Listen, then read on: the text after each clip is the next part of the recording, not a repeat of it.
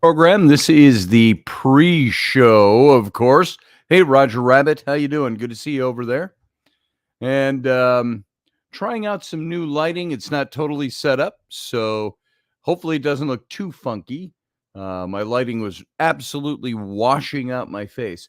And of course, that's stuff you don't worry about on radio until now when we do radio and we also simulcast in video. So simulcasting in video, of course, you gotta make sure your hair's not sticking up and you've wiped all the food off your face. So, um, and I will mention this too. We go on air, by the way, in 1 minute and 15 seconds. We're on air. And by the way, if my eyes look funky, it's there's nothing wrong with them other than I got something in this eye, and at some time today, my eyes just felt burny, and I was doing close computer work, and I realized I had scratched my eye with something, so my eye's a little funky tonight, and it's got both of them looking a little tired. So, but I'm okay. So welcome. Hey, Leslie Holker, good to see you. Great to have you in here. Master Finn, good to have you as well. Barbie D. And we've got about 30 seconds and we go live on air, audio only, over at the radio station, subspace.radio. And let's just make sure everything's set to go. Schedule. Yes, there we are. All right. So we're very close. We're going to go dark. Be right back.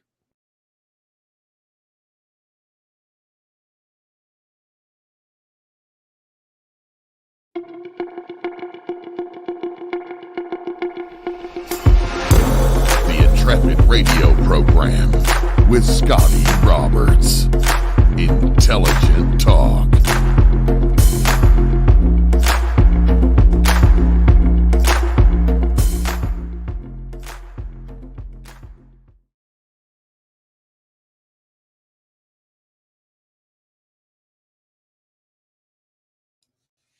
Hey, folks, welcome back. I do not know why that Robertson banner is up, seeing as I already took it down once and put this one up. So that's interesting. Things jump around all on their own. So welcome to the program. I don't know if you can, if you could hear certain things that were going on. The intro, and just a little business for people in the chat room. We're still having some sound problems, which developed yesterday, and we're not sure what the source is. So anything that seems to play on the channel, I can't hear on my end. And so as far as bringing guests in, at least that's while we are broadcasting to the stream going to the radio station. So I won't be able to take any callers tonight during the show, and I don't normally do anyway. And so while I can't do that, we're still in a mystery as to why it did that last night for the Robertson show and why it was doing it tonight. So we're moving on from that. Here we go. I'll get it figured out. It's all tech. And tonight, I wanted to hit a topic because of the date. And there's rarely shows I do because of the day itself, other than maybe Christmas or Thanksgiving, if I broadcast on those days, or special holidays. But today is December 7th, and it's very interesting. That's a date I've remembered for a long, long time. If you keep in mind, I was born about 15 years after the end of World War II. Only 15 years. Think of where you were 15 years ago. Rainey and I were already married. She was pregnant with our first boy. Well, almost. No, we were just married. And after having been together for a couple of years, that's the last 15 years has gone by, like that. And, but think of 15 years between the end of the war and when I was born. That's not a lot of time. And so December 7th, we always will remember the 7th of December, as the old song went.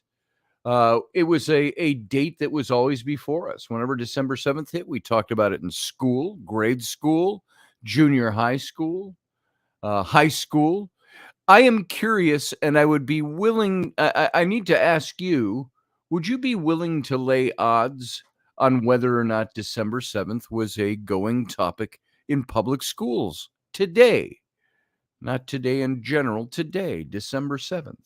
Do you all know what December 7th is? You probably do if you saw any write up on this show, the promo that was put out, the graphic. Oh, and by the way, thank you very much, Leslie Holker. You can all see what Leslie Holker did there. I appreciate that. What she does, by the way, for this show is unbelievable. The bits and pieces that she throws us to keep this show afloat, I appreciate that, Leslie. And you've been there for a long time, and that means a lot to me. And so if anybody wants to do what Leslie just did, you're welcome to do that. That helps us keep this thing going. And sometimes you might watch this show and go, is that really worth keeping going? It's just filling some air, and I just turn it on to hear some sound. Or there are times I think we have shows that are really profound. And so hopefully you're enjoying them either way. And so December 7th, I remember when I was in, I'm trying to think of the grade I was in. I was probably in about 5th or 6th grade. I remember that because I had a morning paper route with the local newspaper, delivering papers. And by the way, back then it was, like 28 papers I delivered every morning. And my brother also had a route, but with his paper money, he bought an old projector, a 16 millimeter projector, and bought some old films. And there were some old films from the war, from World War II that he picked up. Obviously, from somebody at this point in time, we were talking, when I was maybe 12 years old. What are you looking at? Maybe 30 years at most after the end of World War II, 25 to 30 years. And so he had these old films, and we watched them, and they showed, I don't know what the group was. It was a woman's group. I don't think it was the Andrews Sisters, but they were singing that song about Machine Gun Butch was a right and ready angler. He never let the old flag touch the ground. That's how the flag started. And imagine the women's groups that sang in that style back then. And it said, he always will remember the 7th of December. And the drum would go, ta-ta-ta-ta-ta-ta, and he mowed him down. So, very World War II era song. And, rah, rah country, nation, and so on. And so that was always ever before us. And sorry for my bad voice today. I couldn't hold those notes very well either. I think it has to do with my eye, my voice, my blah. What a day. But that date was always ever before us. My grandfather used to remind me of what December 7th was all about. And I thought, because I saw very little of it today, as a matter of fact. I saw a lot on 9/11. You saw a hell of a lot of stuff on 9/11. I don't think I saw any one singular post on social media today that called out the fact that it's December 7th. And I didn't see it until I started looking up some articles. And so, oh yeah, today is December 7th. Best part of class is when they rolled in the projector cart. That's right, Professor Bauer. Best part of all. And so it's like, yes, we have movies today. And many of you who are a bit younger, you know what you got. You got movies, DVDs, or even VHS tapes. I still remember the day when they rolled in the 16 millimeter projector to watch movies. So that's how old I am. It's erasure, Scotty, says Michelle Canham-Free. I believe you, Michelle, and I think you're onto something there. But December 7th is Pearl Harbor Day. And how many of you are familiar with Pearl Harbor Day? How many of you outside the country who are not citizens of the United States who listen to this show, how many of you are familiar with Pearl Harbor Day? Without looking it up, did it ever Did you ever hear it? Do you know what it's about? Do you know what the history is? Yeah, Hitler declared war on America just a few days later, after we declared war on Japan. And so I've got some information here I wanted to share with you. I've got some of the lists, the 9 things you might not know about Pearl Harbor, about the attack. I've also got the 14 interesting Pearl Harbor facts from Oahu. And I've also got on this day in history. But before we do that, I lined up, and now it's not in here for some reason. I think it must time out on me. I lined up a little video I want to show you here. I of course, risk demonetizing this particular episode of the show because it's probably a copyright. I'm sure it's a copyrighted video, but I pulled it off of YouTube, and I thought that you might want to see this. Now, this is about 4.5, almost 5 minutes long, and this is from the movie Pearl Harbor, which came out, almost 20 years ago now, 15 to 20 years ago, and it was the one with Ben Affleck and Josh Hartman, and Kate Beckinsale, and a cast of other actors, and it was about Pearl Harbor. Now, I know that there were one of the criticisms I heard of this movie was mostly from vets who had lived through World War II and a little later, who hated the movie not because the battle scenes and the facts weren't historically accurate, but because they wrapped it all around this love story between these characters, which was just a device to carry the movie. And so, hey, Barbie D, yes, Ben Affleck, she says. And so I rather enjoyed the movie. And I had heard that the producers, it was Jerry Bruckheimer, names you've seen in movies, Jerry Bruckheimer, and who's the guy? Michael Bay, who did all the Transformer movies. Well, they took this movie, and it was very accurate. But the scene at Pearl Harbor, the bombing of Pearl Harbor, they filmed that in time, minute by minute, for the way the attack took place. And that made it, I think, an outstanding film just for that, utilizing modern CGI and, 15-year-old CGI now, and applying it to the battle scenes. And so I pulled this little clip. I think it's called The Attack. Now, hopefully, I think you'll be able to hear it. Now, if on the radio station, I apologize. This is visual. You won't be able to see it, and you may not even hear it if our tech is not working tonight. So you may have about a 5-minute blank spot. I might say a couple of comments in there. But here we go. We're going to play this, and you let me know in the chat room. If you want to see this and hear it, go to the chat room over on the YouTube channel, and you should be able to hear it. So here we go. Watch this. I think this is very well done. Yeah, see, I can't. On mine, same thing as last time.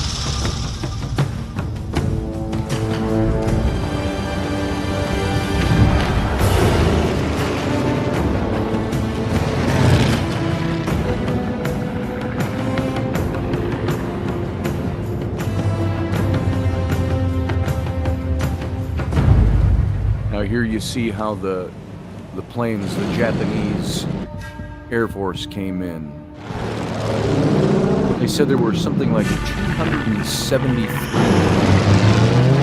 Japanese, and then followed up by another 170 some planes in the second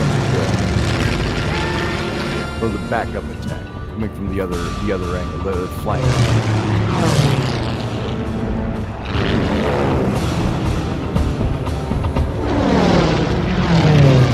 And this was a total surprise on a Sunday morning. Now, you got to know that there were people who knew something was pending. Something was coming. There was conflict going on. There they were on a Sunday morning, unprepared for this.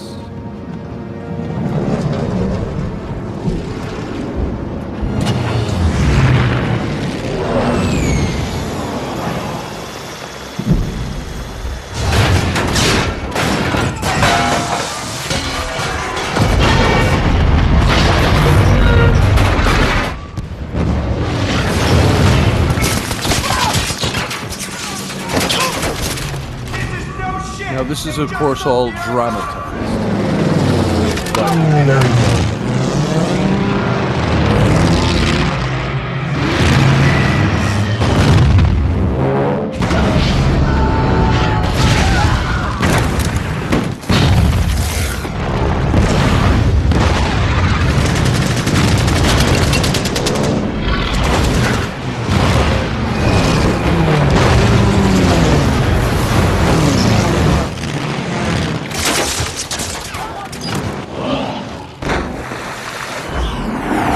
Japanese want to dominate the Pacific, and there are things economically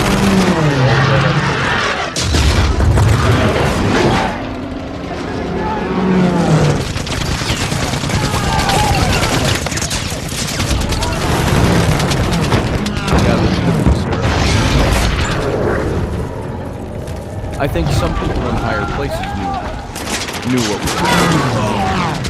And of course, this scene right here, this is up on the air, below.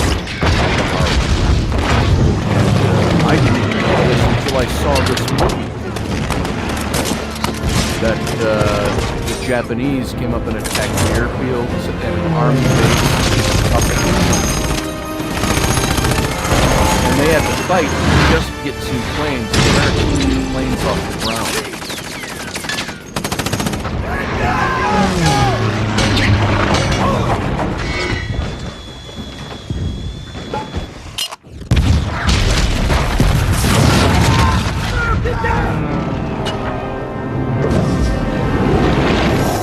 And this dramatization gives people an idea of what it was like.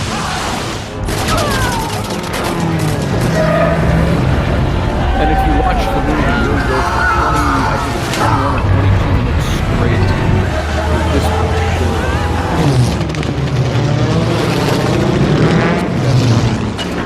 awesome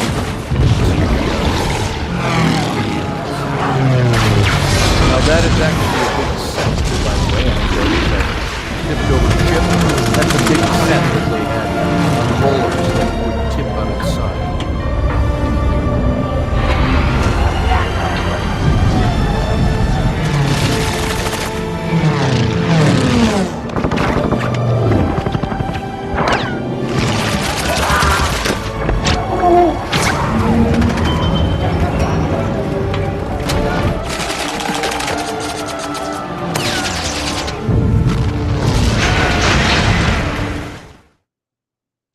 There it was. That was the attack on Pearl Harbor, dramatized in the Bruckheimer Bay film of the same name, Pearl Harbor, and well worth watching. You might really enjoy it if you call it up. If you're not into the love story that's attached to a historical event, then you can skip over it. You can gloss it a little bit, but at the same time, I think it added a little dimension to the story. And you might think it was a corny story, the love story or something like that, but I think it made the story work. I've got a book on my shelf for the I was going to call up the exact date on this. Matthew Sainsbury, since you're right there and you're a master at this, could you look up the date of the attack on Darwin Harbor in Australia?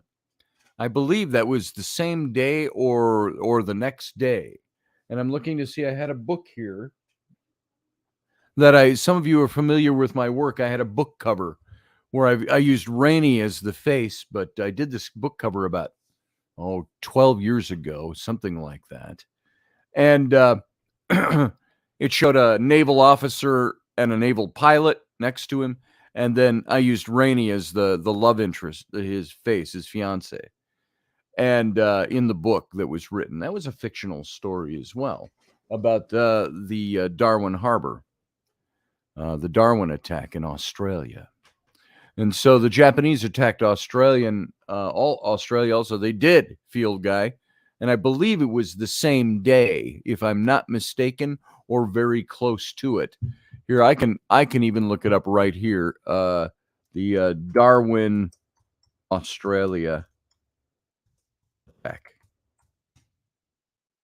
That took place. Oh, no, that was a little later. February 19th. That was about 2 months later. They attacked Darwin Harbor. And so it wasn't the same day. My mistake. Sorry about that. But there's something about the World War II era that intrigues me. Now, if I was to lapse into paranormality, I might say there's something. There are certain events in certain periods of time that attract me. Uh, I might say something like maybe I was there in a different life. Maybe something I don't know. But there's something about the era that is very appealing to me. The telephones, the cars, the way we conducted ourselves in war, the way we conducted ourselves post-war. And so my grandfather fought in World War II on the European front. And so maybe all of that plays in. But as I started looking up some of the facts about this, on this day in history, December 7th, 1941, Pearl Harbor, the attack on Pearl Harbor killed 2,403 Americans, and it launched us into World War II. And America responded with overwhelming force that annihilated Imperial Japan. Nazi Germany war machines and the Nazi Germany war machine in less than 4 years. America kicked royal ass when we were drawn into that conflict, that war. And Imperial Japan launched this devastating Sunday morning surprise attack on the U.S. Navy and other military assets at Pearl Harbor, rousing a sleeping giant and thrusting an enraged America into World War II on this day, December 7th, 1941. And how many years ago is it? That 81 years ago now? 41 to 21? Yeah. So now it's 22. That was 81 years ago today is when that happened. And when you think about that, when I was in high school, it had only been 110 years since the Civil War in the United States. Now we're looking at this and we think of this as modern history, but that was the better part of 100 years ago, 81 years ago. So for nearly 2 hours, the Japanese firepower rained down on American ships and servicemen. And the savage raid by aircraft carrier-borne warplanes sunk or damaged 21 U.S. warships at Pearl Harbor, including the USS Arizona and the USS Oklahoma. And you can see the Arizona site still. There's a memorial built over it. And it's still, to this day, you can see in Hawaii, you can see the wreckage of that ship beneath the water's surface. And it's still leaking oil even today. So yesterday, here's a quote. Yesterday, December 7th, 1941, a date which will live in infamy. Who said that? Do you remember that? Whose quote am I reading here? Yesterday, December 7th, 1941, a date which will live in infamy. The United States of America was suddenly and deliberately attacked by naval and air forces of the Empire of Japan.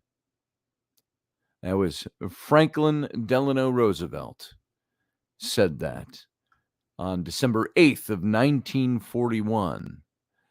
And he announced with determined indignation that the following day, while asking Congress for a declaration of war. He says, no matter how long it may take us to overcome this premeditated invasion, the American people in their righteous might will win through to absolute victory, said FDR. And that righteous might of the American people manifested itself in the most remarkable military, industrial, logistical, and spiritual mobilization in human history, leading to the liberation of hundreds of millions of people around the world. And the Empire of Japan and fellow Axis power, Nazi Germany, had by the end of 1941 conquered much of Asia, Europe, North Africa, and often with very frightening ease. They did this and they pulled this off. And so the attack on Pearl Harbor was only the spearhead of a much wider and ambitious Japanese offensive all across the Pacific Ocean that began on December 7th.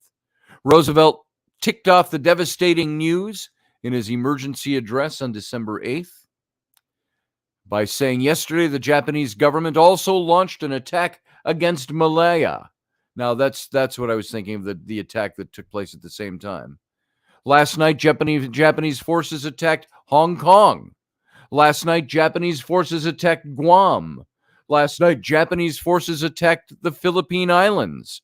Last night, the Japanese attacked Wake Island. And this morning, the Japanese attacked Midway Island. So within days, the National World War II Museum notes that the Japanese were masters of the Pacific in just a handful of days. And Japan had already occupied much of China for several years. German Chancellor Adolf Hitler, flush with 2 years of his own victories, rashly declared war on the United States on December 11th. Just a few days later, 4 days later, Hitler's taking advantage of weakness. You think world powers don't take advantage of America when they perceive us as being weak? We were just attacked by Japan.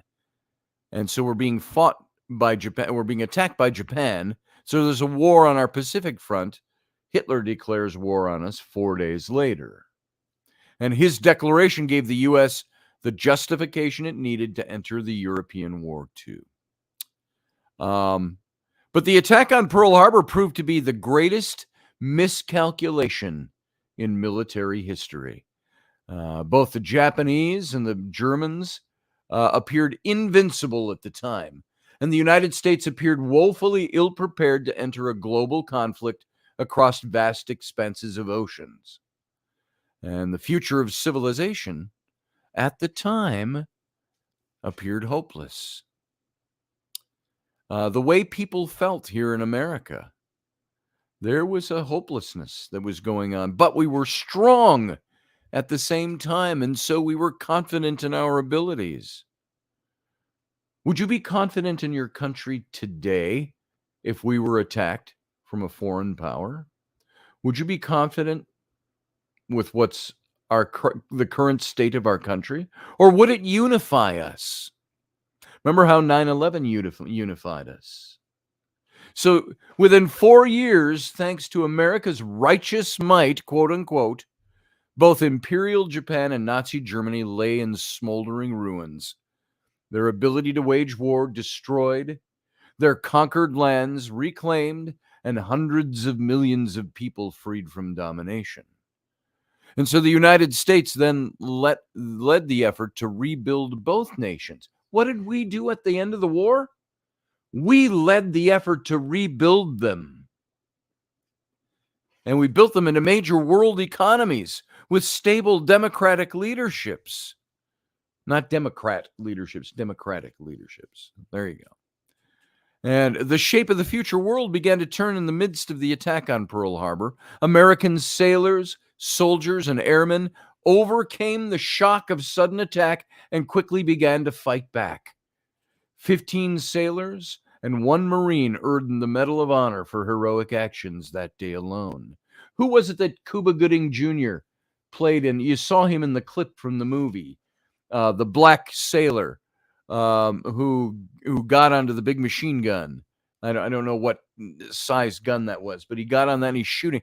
He was a cook. He wanted to fight, but because he was black, he was put into the kitchens. And so he earned his way that day. I believe he was one of the men who got the Medal of Honor, if I'm not mistaken. Professor Bauer says FDR had polio, was in a wheelchair for most of the second and all of the third term, mostly hidden from the U.S. population. That's very true. So among these people who won these medals of honor for their heroic actions was Rear Admiral Isaac Kidd, who died commanding the defense from the bridge of the USS Arizona. And the first U.S. flag officer killed in any war, Captain Mervyn Bennion, who remained in command of USS West Virginia, saving the ship despite mortal wounds, and Chief Boatswain Edwin Hill, whose remarkable heroics freed the USS Nevada while under attack. So during the height of the strafing and bombing, Chief Boatswain Hill led his men of the line handling details of the USS Nevada to the Keys, and reads his Medal of Honor citation. And the Nevada was now able to set sail, but Hill wasn't done. He leapt into the water, swam back to his ship to continue to fight. So later, while the forecastle, attempting to let go the anchors, he was blown overboard and killed by the explosion of several bombs. Now, the Nevada was the only battleship to set sail that morning from the harbor. She went on to distinguished service in the war. The USS Nevada helped lead the D-Day invasion of Europe in 1944, 3 years later, and the final attacks on the Japanese home islands in the summer of 1945. The USS West Virginia also survived the Pearl Harbor attack, but at the loss of 105 sailors. She triumphantly sailed into Tokyo Bay less than 4 years later to witness the surrender of Japan and the end of World War II on September 2nd of 1945. Japan had hoped to stun the American people into docility on December 7th of 1941, as its Army and Navy swiftly conquered territory all across Asia and the Pacific Ocean. The attack on Pearl Harbor instead forged the resolve of the American people and proved the greatest miscalculation in military history. Now, wasn't it it was the admiral of the Japanese fleet who said,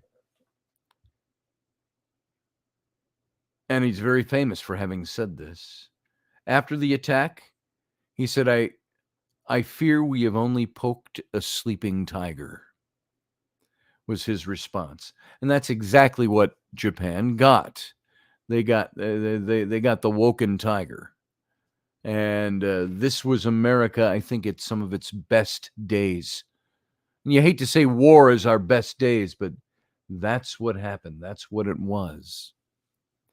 Now, I've got some facts up here as well. This is lighter type of stuff, but I want you to hear some of this. There's 9 things you might not know about the attack on Pearl Harbor. And the attack itself was known for its overwhelming surprise, spectacular explosions, countless heroic acts, but there were also internal Japanese disagreements about warning America, a mysterious board game, and at least one unlikely friendship spawned 50 years after the bombs dropped. Historian and New York Times bestselling author Craig Nelson shared some lesser-known stories about the Pearl Harbor attack. His book, Pearl Harbor, From Infamy to Greatness, is based on 5 years of research and original interviews with remaining survivors. And Nelson, who's written about the moon landing, the Doolittle raid. Are you aware of the Doolittle raid, folks? That's worthy of a show all by itself. The Doolittle raid, which was conducted on Japan, the bombing of Japan after Pearl Harbor. Did you know that raid took place? And did you know what the result of that raid was? Doolittle's heroes. I know it's depicted in this movie, same movie, Pearl Harbor. They depict the Doolittle raid. But Thomas Paine and the Atomic Age and previous works were something that he wrote about, and he set out to paint a clearer picture of Pearl Harbor. And Nelson's exhaustive research includes behind-the-scenes accounts from Japan, 200 recent oral histories, and memoirs from both the American and the Japanese perspectives. And of course, this book was written a little bit ago. And Nelson here shares some of what he learned while writing the book. Here's what he revealed. Number one, sailors jumped into fires to escape sinking vessels. It brings to mind, there are many ways I would not want to die. Two of them are burning and drowning. How would you make that choice? I think it's an instinctual reaction. So the sailors jumped into the fires to escape the sinking vessels. There was a huge oil fire on the surface of the water, fueled by the ships and the tanks, so it created these giant fires all over the water, Nelson said. Everyone jumped off the boats to save themselves, but then they're being set on fire once they hit the water. And some of the most extraordinary moments are these young boys who are rescuing their friends and everyone they know out of these fires, and this affected them for the rest of their life.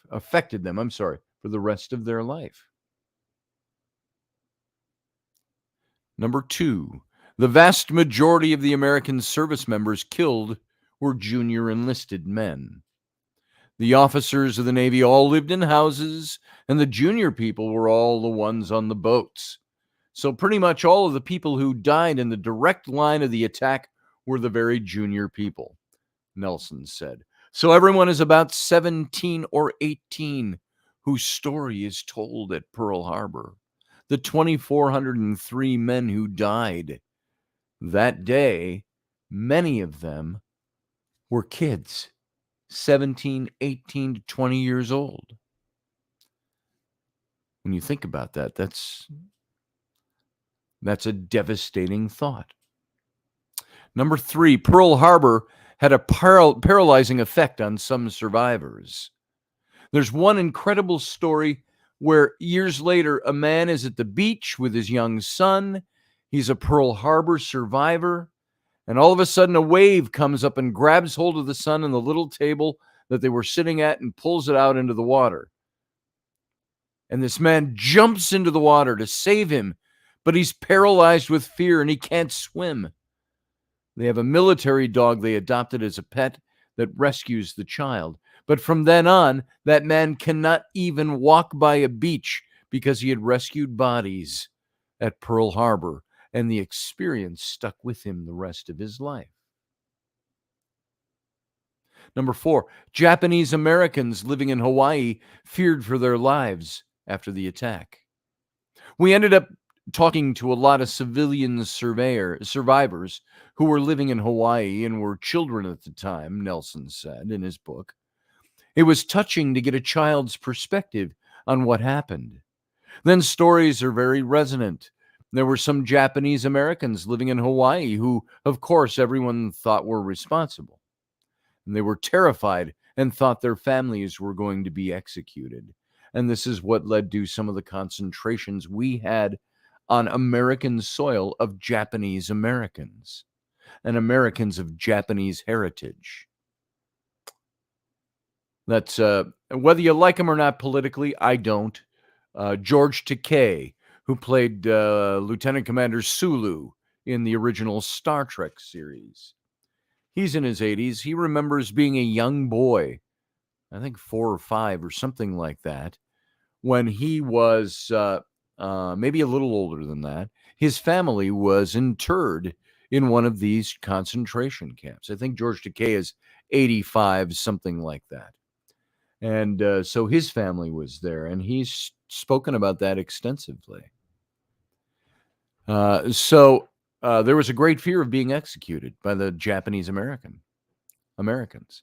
Number 5, the key architect of the attacks traveled around the U.S. earlier in his military career. In fact, Japanese Admiral Soroku Yamamoto, the one who said, "I think we've only poked a sleeping tiger." Yamamoto, the key architect of Pearl Harbor, had served as a military attaché in Washington and had traveled across the United States, living in flop houses on his small military paycheck. So he had been here. He knew American culture very well. Number 6, diaries and memoirs shows some in the Japanese Navy did not want to attack America. In the scheme of things, the Japanese were trying to keep the American Navy from interfering with their takeover of Southeast Asia. That's what was really behind all of this. And by attacking Pearl Harbor, they thought they could accomplish this. Keep the United States out of meddling with what we want to do in the South Pacific. He was very much on the sidelines for them, but it was a huge part of their conversation in all of this because the Japanese Navy had a very long history of friendship with the Americans. And the Navy did not want to do it, and the Army sort of cowed them into it in Japan. And now, through all these diaries and memoirs, which you can still see today, you see the leaders of the country swinging back and forth as to whether or not they're going to attack America. So there were a lot of Japanese who were against it in the military. Number 7, some Japanese wanted to warn American officials before the attack, but one man decided to stand in the way. Many of the Japanese wanted to give the Americans a little warning. Hey, we're going to attack you. I mean, it's done all the time. And their idea was that they would present this document, which was 14 parts long and took hours and hours to cable from Tokyo to Washington. And the diplomats, it's not like the internet today. And the diplomats would present this document 30 minutes before the attack on Hawaii. But then the Japanese army got involved and decided that the announcement of war was too striking. So they just said, our treaty negotiations are over, which no one in Washington except for Roosevelt took to mean war. Japanese said, we're withdrawing our negotiators. Also, a Japanese army officer in the cable office also arranged to delay the message so that it wasn't presented to Secretary of State Cordell. Hull, until after the attack, had already started. And he was also delayed the last-minute efforts by Roosevelt to cable Hirohito, the Japanese emperor, directly by trying to try and negotiate a peace. So pretty much one army officer in the cable office screwed everything up.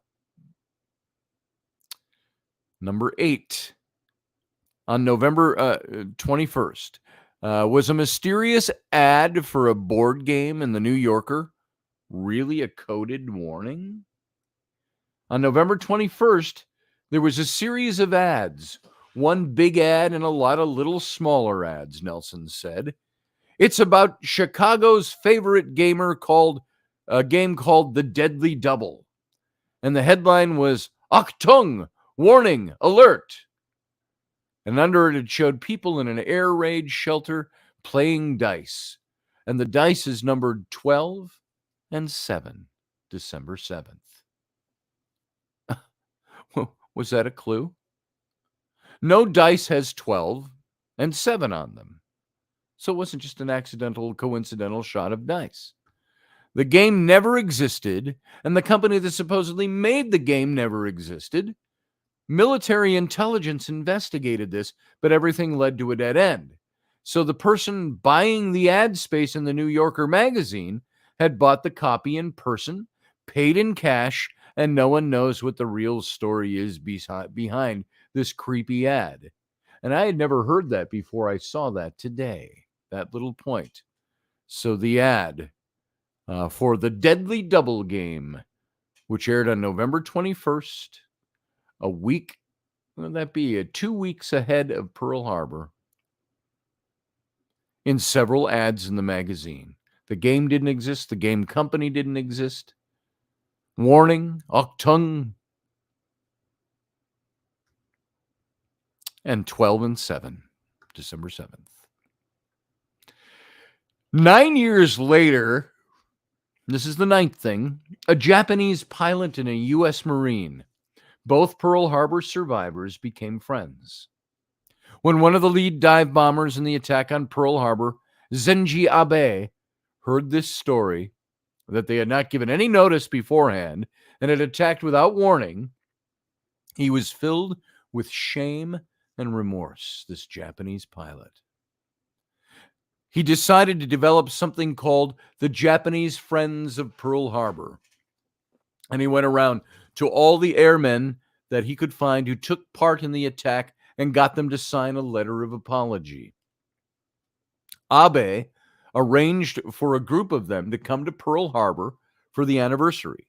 And they show up, and at first, nobody will have anything to do with them.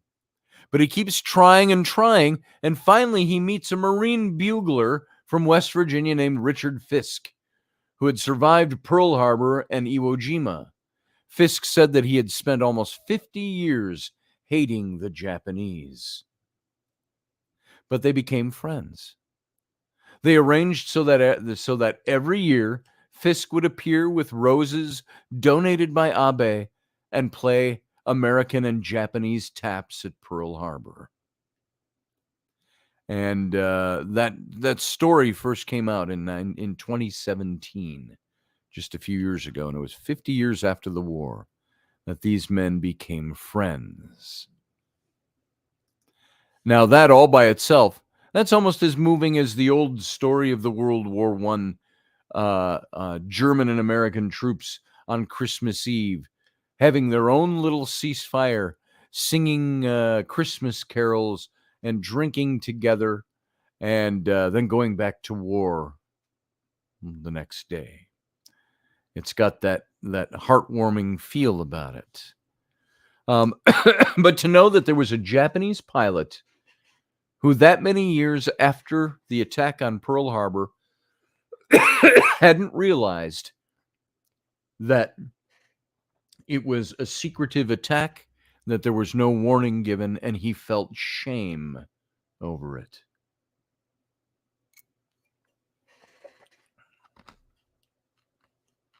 Matt Finn says, if you've not seen both the original and the Pacific Theater or Band of Brothers, I recommend finding a way to see this series. It's terrific. Matt Finn, Band of Brothers, still stands as one of the most moving experiences in film I had ever seen. And it was a mini-series.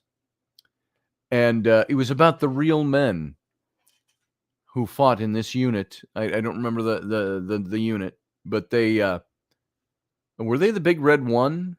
I'm blanking on that because it's been a while since I've seen it. But they would interview after the episodes the actual soldiers who were now older and elderly, some of them. And some of them had died, of course, over the years. But a Band of Brothers is well worth seeing. And I remember that very last episode of that series. And it's got the man who was the captain, and of course he went up in rank in real life after the war. But he closed that whole series in a little interview where they were asking him questions. And at the end, he said, it just cuts to him. And he said, my little granddaughter asked me once if I was a hero in the war. And then he went on and he said, no. He says, but I sure fought with a lot of heroes. And that's how that series ended. And the end of that series. And this is so very true. we've got what? About 7 minutes left to the show. And I might be able to rip through some of these other facts I have here. But did you know that the Americans fired the first shot before the Pearl Harbor attack? And the first of many Pearl Harbor facts. Many people don't realize that on the morning of December 7th, 1941, the Wicks-class destroyer USS Ward attacked and sank Ko-Hayateki-class midget submarine near the entrance to Pearl Harbor, making it not only the first shot fired on that day, but the first official American shots in the war. And we weren't even in the war yet. And the minesweeper Condor spotted the Japanese sub's periscope above the water, which alerted the crew of the Ward, who opened fire on the intruder. Unfortunately, the reports from the ward were discounted and disbelieved by Navy brass, something they'd paid dearly for. And the ship's crew didn't get confirmation that they'd sunk the submarine for over 60 years. 60 years before they knew they actually sunk the submarine. The attack on Pearl Harbor lasted for only 1 hour and 15 minutes. It was a 2-hour window, but really technically only an hour and 15 minutes. And coming in from all directions, the defenders had no idea which direction they should fire. Wave after wave, Japanese planes arrived, targeting airships, ships' buildings, and storage areas. I saw an animated graphic today that showed the Japanese came in from the north, and they went around to the west and circled up and into the harbor. But then, and that was the main force of about 240 Japanese fighter pilots. Then there was another force that came from the north and around the other way. And that was about 173 planes, if I remember correctly, that came in and attacked that day. So they came from all areas, all directions. Dive bombers, fighters, torpedo bombers, high-level bombers blanketed the sky, dropping their deadly payloads across the island of Oahu.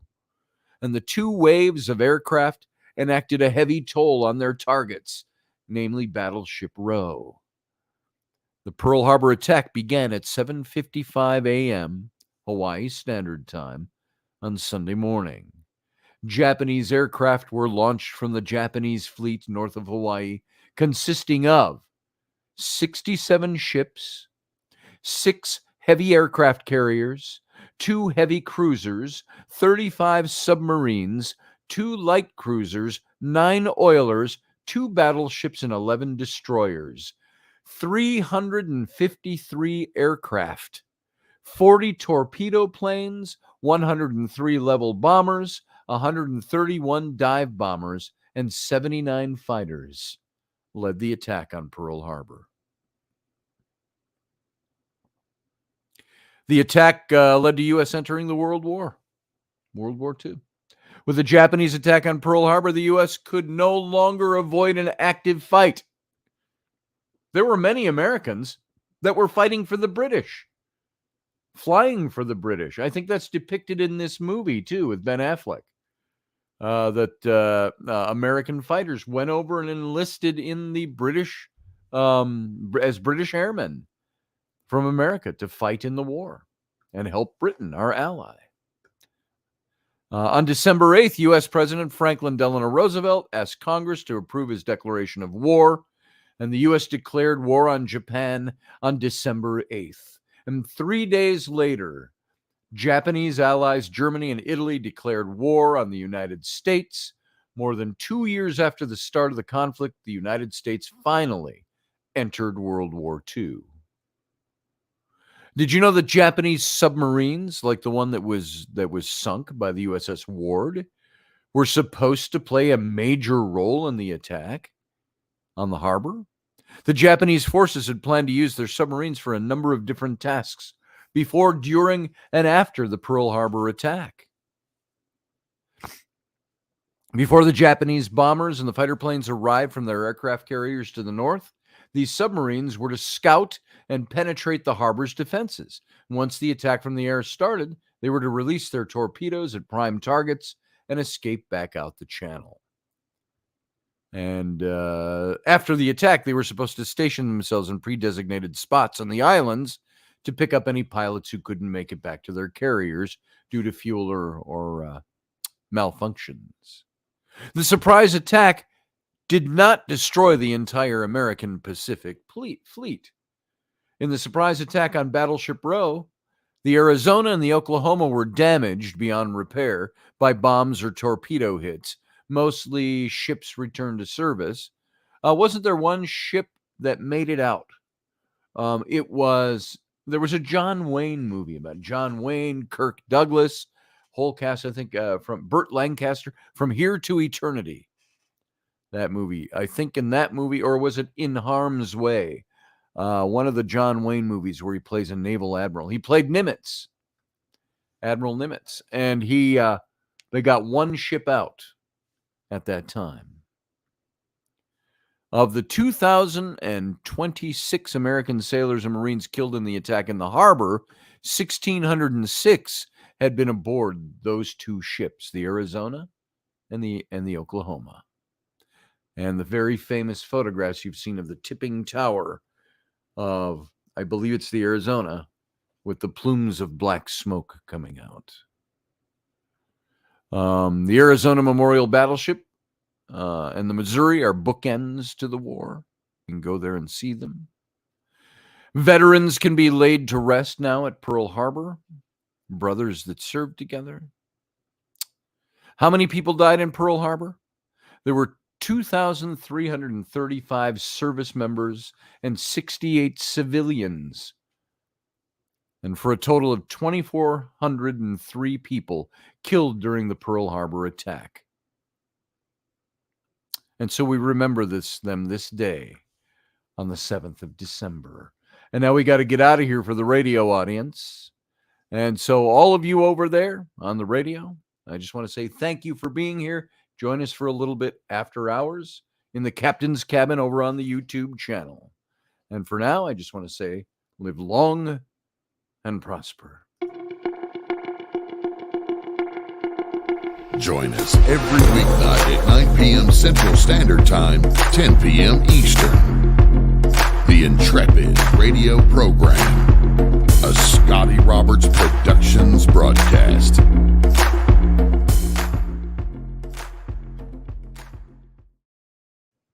All right, folks, we're back for the Captain's Cabin. This is the after show, and I should be able to hear you now, and I should be able to hear things that I play. I'm not going to stay here very long tonight. I've said that many times, and I get sucked into it by certain people to stay a little longer. But tonight, I need to call it quits a little early tonight.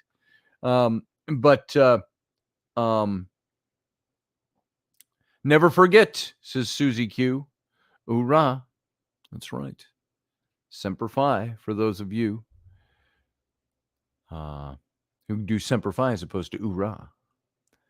And Sean Stroik is here. Good to see you, brother. Barbie D. Matthew Sainsbury is here. Leslie Holker is here. I think she's gone now. Thank you again, Leslie Holker, for that $50 that you put in the super chat. I appreciate that. Means a lot to me over here.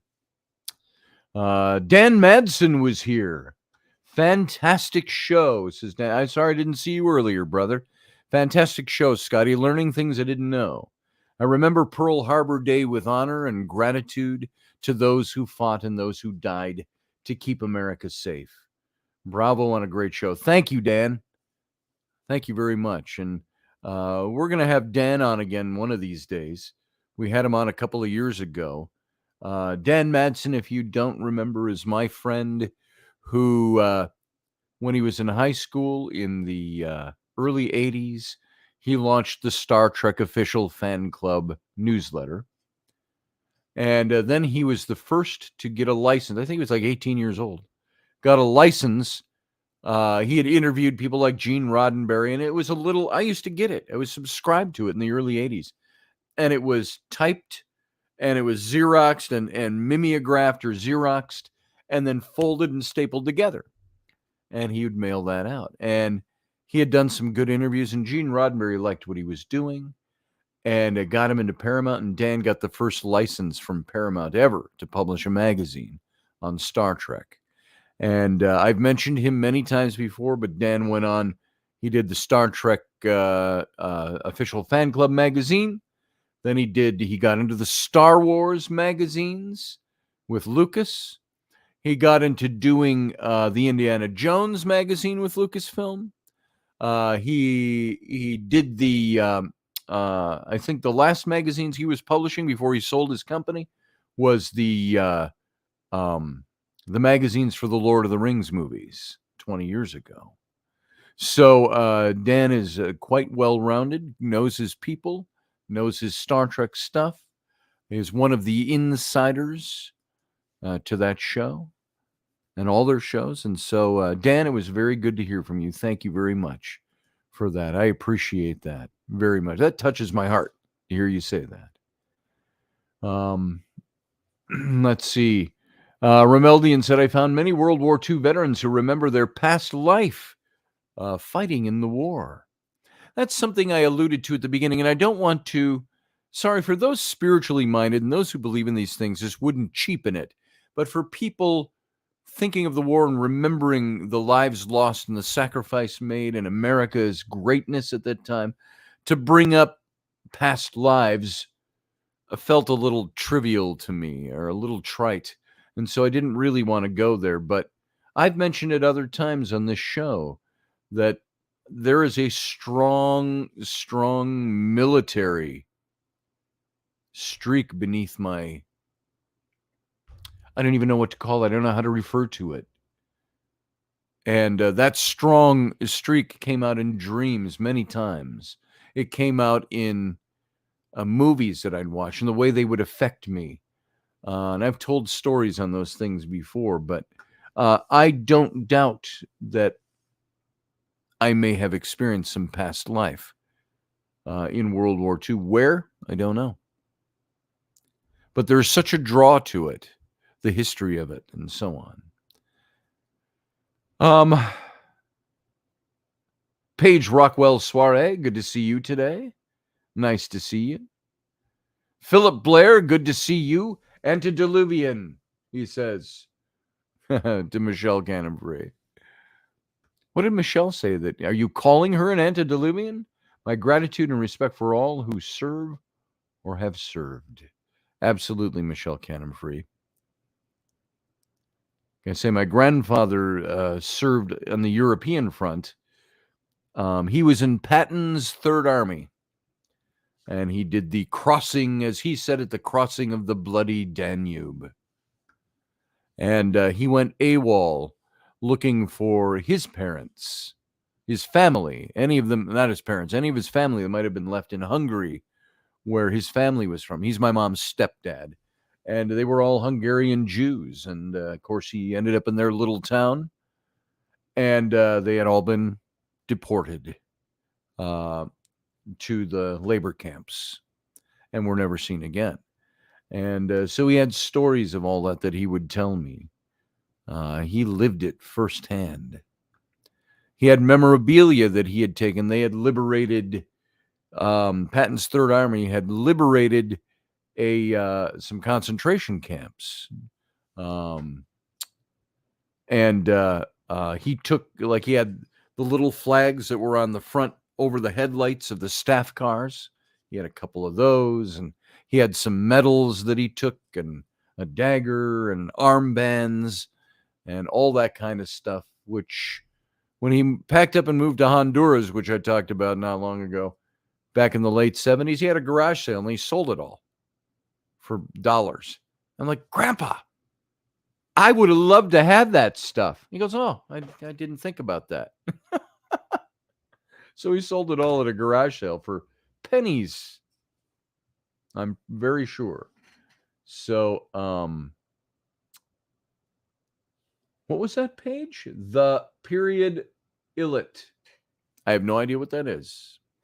So, sorry, I'm not getting your short end. Ken Ballos says, my dad fought in World War II, the greatest generation that ever lived. Just saying. There it is, certainly. And I would have to agree with you on that. Once again, the captain from Band of Brothers. Grandpa, were you a hero in the war? No, but I fought with a lot of heroes, he said. And the emotion you see in him when he says that is from his heart. So Sean says, beauty is all around us, Paige Rockwell Soiree. Susie says, oh dear, that's a shame, Captain. Yeah, it is, that his whole family was gone. And so I've mentioned before, I grew up in a family of, we were the 5 Gentiles in a family of Jews. And and that we were always separate from them. There was never really, we weren't included in the family stuff. And I think that's just because we weren't part of the Jewish family.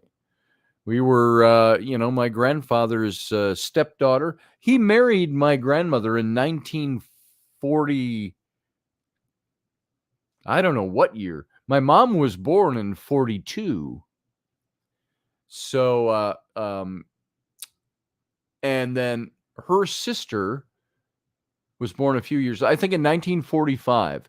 After the war, my grandfather came home and he married my grandmother, who already had my mother, was 3 or 4 years old at the time. And so I think we were just on the outside. We were the Goy family in the Jewish family. We just never really got together and did things together. Look who is with us tonight. Oh my goodness. I thought I'd crash the party. For some reason, I can't hear you. There we go. Now I can. Oh my sound was down because of the... let me get rid of this banner. So all the better to see you with. Do you know what? I felt like deja vu then. I can't hear you. Yeah, you should have. Really? So, again?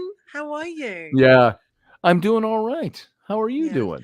I'm doing okay. Yeah, I am. I am just chilling out tonight, and I saw you on, and I thought, well, you know what? I just come and crash the party for a short time.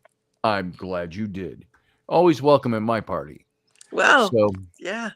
I like the neck thing, by the way. A compliment. Oh, okay. I always liked chokers. That kind of what they used to call choker necklaces in the. This is actually a top, and I left it in Canada last year, and literally I went and through, it was still in the closet. It was, Tina's like, do you want to have a look at the clothes you've left? I was like, no problem. Oh, are they still in fashion? Yeah. I like the chat we had this morning with KB. It was very funny. I enjoyed talking with KB. So he's here tonight somewhere. Yeah, like he should come and crash your show, right? Yes, he should come on and crash my show. Will he though? That's the thing. Let's have a look. He might. Let's have a look at your comments. Professor Bauer, he's here as well. He's here. Matthew, hi Matthew, nice to see you. I just want to tell you, you've got a little technical thing, a little too much space between your head and the top. There, that's better. You just want me closer. You just want me closer, babe. You just want me closer, don't you? Oh, behave. Oh, behave. So how's your day been? What you been up to? My day's been good. I had to finish an illustration for a client today, and that went well. It was a digital illustration, and did some logo design, which was good. All good for a day. And I got something. My eyes look more tired than normal. I was sitting here, and I'm this close, and I'm working on my computer, and my eyes were getting really scratchy. And I thought, and this one especially, I thought, man, I'm just staring at this computer wrong. And I did the obligatory. I got to rub my eyes a little bit, and I went, ow, because I had something in my eye. I scratched my eyeball. Oh no! So now I'm like, half blind. That's not good. No, that's all right. I was looking at that the thing you did for Rainy, the the astronaut. You have to do one for me. I will. I got it. I need some good pictures to go by or a good modeling session. I'm serious about it. What you mean you don't have some already? Well, yeah. It's not that I don't know what you look like. It's that I know. It's that comes out so wrong. It's the contours and it's knowing how things. I would love to do one like that. We got to think of a good theme for you. Do you want the astronaut theme? Do you want like an Indiana Jones theme? No, I think it's got to go with the car, hasn't it? Really, or the spooky side of me, right? The supernatural theme, yeah. Supernatural theme, or the paranormal theme, or the witchy. Charmed Coven side to me, because I like the way you did her bum and her boobs and the way she's smiling and cheeky. It's so Rainy, so I thought you're gonna have to do one for me, and then I will buy one and and That's Rainey is not in as perfect shape as she used to be, just like I'm not. She's had 3 kids, and She looks she knows it. amazing. She's working out and trying to tighten back up for things. And so that picture of her, folks, if you've seen it, it's not necessarily an ideal, but that's pretty much the way I've always known Rainey to look.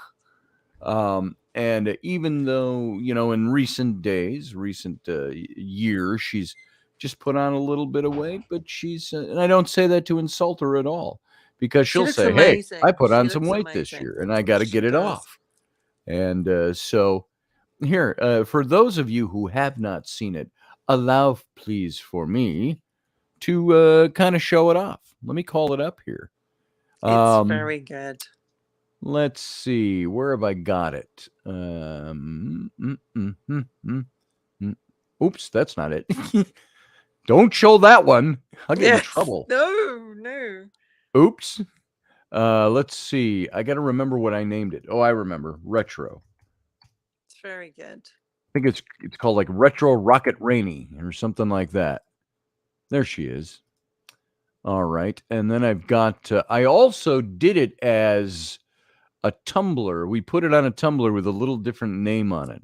I put her name on the original art, Captain Roberts, Space Ranger, something like that. But then I said, you know what? That is such an awesome classic vintage image. I'd like to use that and put it on a tumbler. So I put it on a tumbler. Let's see where I've got it here. That's the one I'm going to show you.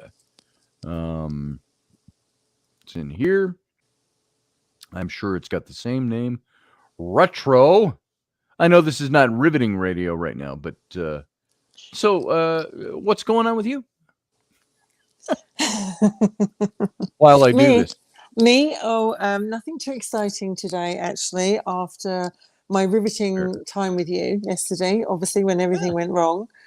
Yeah, it was one of those wrong tech days. Yes, it was. And Uncle Dave filled in and did he was brilliant. Yeah, he was all right. I from what I hear, because frankly, I didn't hear a word of what he said. I know, you didn't hear any of us yesterday. I couldn't hear anything. It was quite interesting to do the show with someone else, because it was like different dynamics completely, but also you and I, we kind of banter and feed off each other quite well. So it was interesting. It's our thing. So. You should dig up the Charmed Coven picture as well that you did for me, because that's something you could perhaps use. The which one? The Charmed Coven. Oh, I should. I've got it in here somewhere. The original one with the mirror and. Oh, yes. Scotty's very good. He's very good. You can tell him your ideas, and he will just bring them to life. And he's brought the Dark Huntress to light. He brought Charmed Coven to light, and lots of other things in my time. I have got.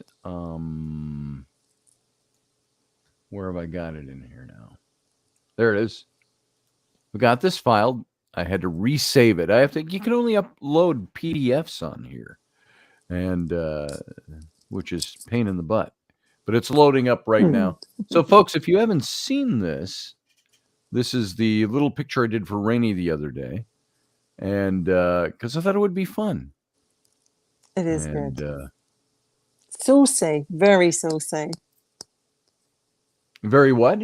It's very saucy. Salty? Saucy. Oh, saucy. Yes. Very saucy. That's a word we used to use. My, aren't you a saucy baggage tonight? Very saucy, very, very cheeky. Okay, here it is. Added the stream. There it is. So that's the picture I did for Rainey. And I'm going to hide that down there. And this is the one we did for the tumblers. So going on those metal tumblers she does. And nobody has to know it's Rainey, out there. Oh, this is the artist's wife. Nobody's got to know that. She's just selling tumblers, and that's one of them. Not everybody knows her personally, and so it's just another cool vintage. I like it. It's kind of a classic vintage pinup type of a look, and I like that. And people are drinking out of a cup with your wife on it. That's right. That's right.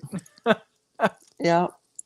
I had a good friend from the festival who would she would model a little bit, and she did a couple of, she modeled a World War II uniform. Yeah. And it's where they, it's like she didn't have no pants on, but the coat, the jacket, military jacket, fell down low enough to hide all her naughty bits. But and she'd salute. She had the hat on and the oversized with the long sleeves and the big hat, and she'd salute. And it's nothing on underneath. It's open like down to her navel. And yay, hey, salute. And she would do pictures like that. And I thought, what a great thing if you could revive. It's not that it hasn't been revived already, but revive doing some great classic pinup shots. Yeah. Like the 30s and the 40s and the 50s, especially World War II era. You should do some of those. Rainey should do some of those. And other people I know should do some of those. I think Dave said he'd like to do me as Anne Boleyn. And that is quite, Yes. I'd like that. That would be great. Yeah, that would be cool. Except the only thing about doing you as Anne Boleyn is it covers that me up. What's that? It covers me up. It covers you up. You get to wear a little box hat. But the thing about doing those, that might work for a painting. It would work for photography. But something I've always thought when you're photographing Renaissance era or Tudor era or other eras like that, and you're doing photographs of them, they don't look right unless you do something to age the photographs. You have to age the photograph. Now, they didn't have tintypes even back then, but I'm not talking tintypes. I'm meaning, have you noticed some of the better movies when you see clips of them and they're in this bright color, and then you see the actual movie and it's got this really washed down tone to the film? They do that to age the film so it sets your mind in an aged setting. Yeah. And so anyway, that's what we need to do. So I got some people stacking up in here. I didn't even notice that. I know Professor Bauer. Here he is. Hello. How you doing, Professor? I got Uncle Dave. How you doing? Howdy, howdy. Dave? Howdy. So Driving. How do driving? I was monopolizing him. It's okay. That's all right. Wendy, did you catch Monday Night's Cabin when the boys were talking about relationships and women and their testosterone levels? I missed it. You'll have to go back and watch it. I'm going to have to go back and watch it. And Ken Ballos is out there. He's commenting. Sure. Kenny Ballos, calling Kenny Ballos. Red Dog 1 to Red Dog why Squadron. Isn't Come Kenny in. Here? Like I'm expecting You need to come on. Mr. It was Fabulous. quite the conversation with Ken this morning. There was a real love fest going on there. Oh my God. Yes, it was. You were giving him the love. Wendy. He is fabulous. I'm not going to lie. Pardon me, ma'am, but don't. I think you were a bit lusted. I think you were a bit lusted for him. It's Come on, true. Ken. Come on, Ken. Here, I'll give you a link. Even let me paste a link in the. I don't know, milady. I don't know. I have a soft spot for that accent. That's for sure. It's yeah. Well, Kenny expresses his mind. He ain't afraid to do so. Like, ma'am, y'all, and it's just what he comes out with. He's hilarious. He's so funny. But yeah. And when I said I wanted to do you as Anne Boleyn, I of course would be wearing my Henry VIII costume. When do you know I mean, well, you mean do her like in take off her head?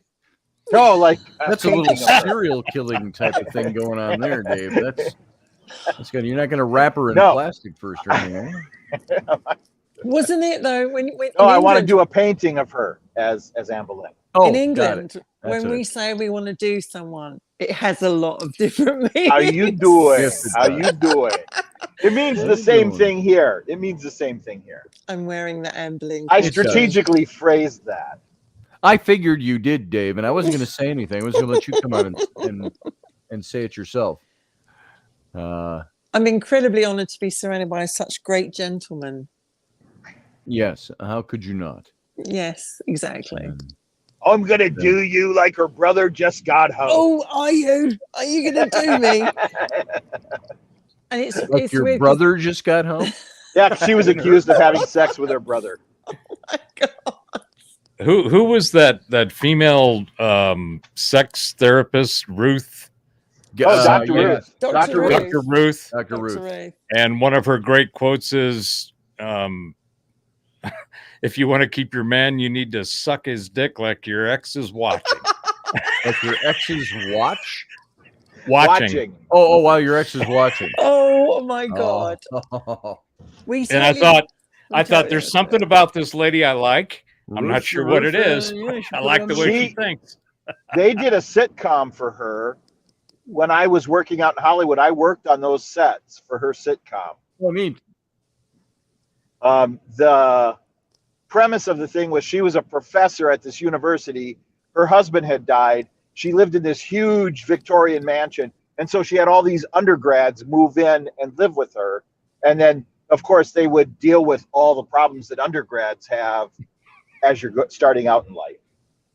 You know, relationship problems and money problems and how to live away from my parents and all that kind of stuff. We have to do a show, Scotty, which is all about, sex. I think we'll have to do a little research ahead of time and make sure we say the right things. And we do, but because it's in the afternoon, we need to do a late at night one. Perfectly fine. In the afternoon, we'll call it Rumpy Bumpy. Rumpy Bumpy. A little afternoon Dave, Randy. Dave, you can actually pitch in on this one.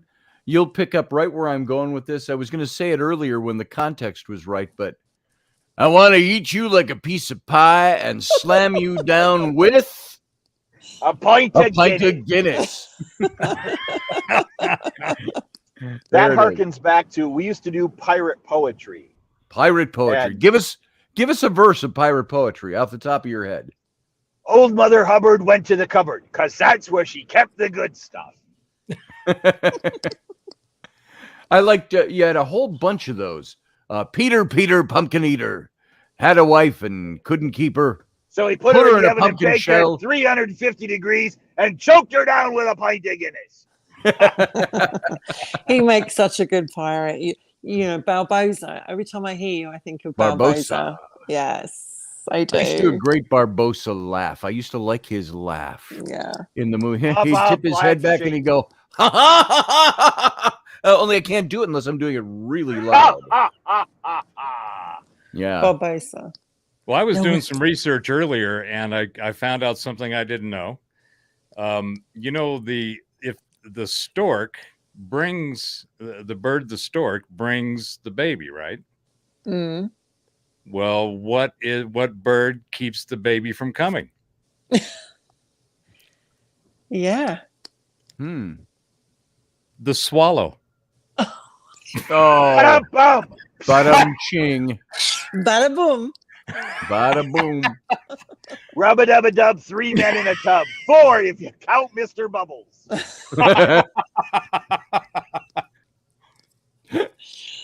Oh my So I found God. that fascinating. I didn't know that, but once I heard it, I said, "Well, okay, it makes sense to me." Now, didn't Dave? A lot of the pirate poetry ended with the phrase, "and washed it down with a pint of Guinness." That, or we would say, bugger. Bugger. There it is. Bugger. We say that all That's the time. one of my favorite Bugger. British words. Isn't it bugger off? Bugger off. Bugger off, yeah. It's used a lot. Bugger me, or bugger off, or Bugger me. A bit of buggering. It's used a lot. Buggery. Yeah. It's such a great word, isn't it? Yes. So I remember in the movie Rob Roy with Liam Neeson, one of the Duke said, "Oh, so what is this major mishap of your nephew?" He says, or whoever he is. He says, "Is he this? He is that? Or is he a buggerer of boys?" That's it. And then the fop said, "Oh, I must say in my own defense, sir, the last I buggered a boy, I thought him a woman at the moment of entry."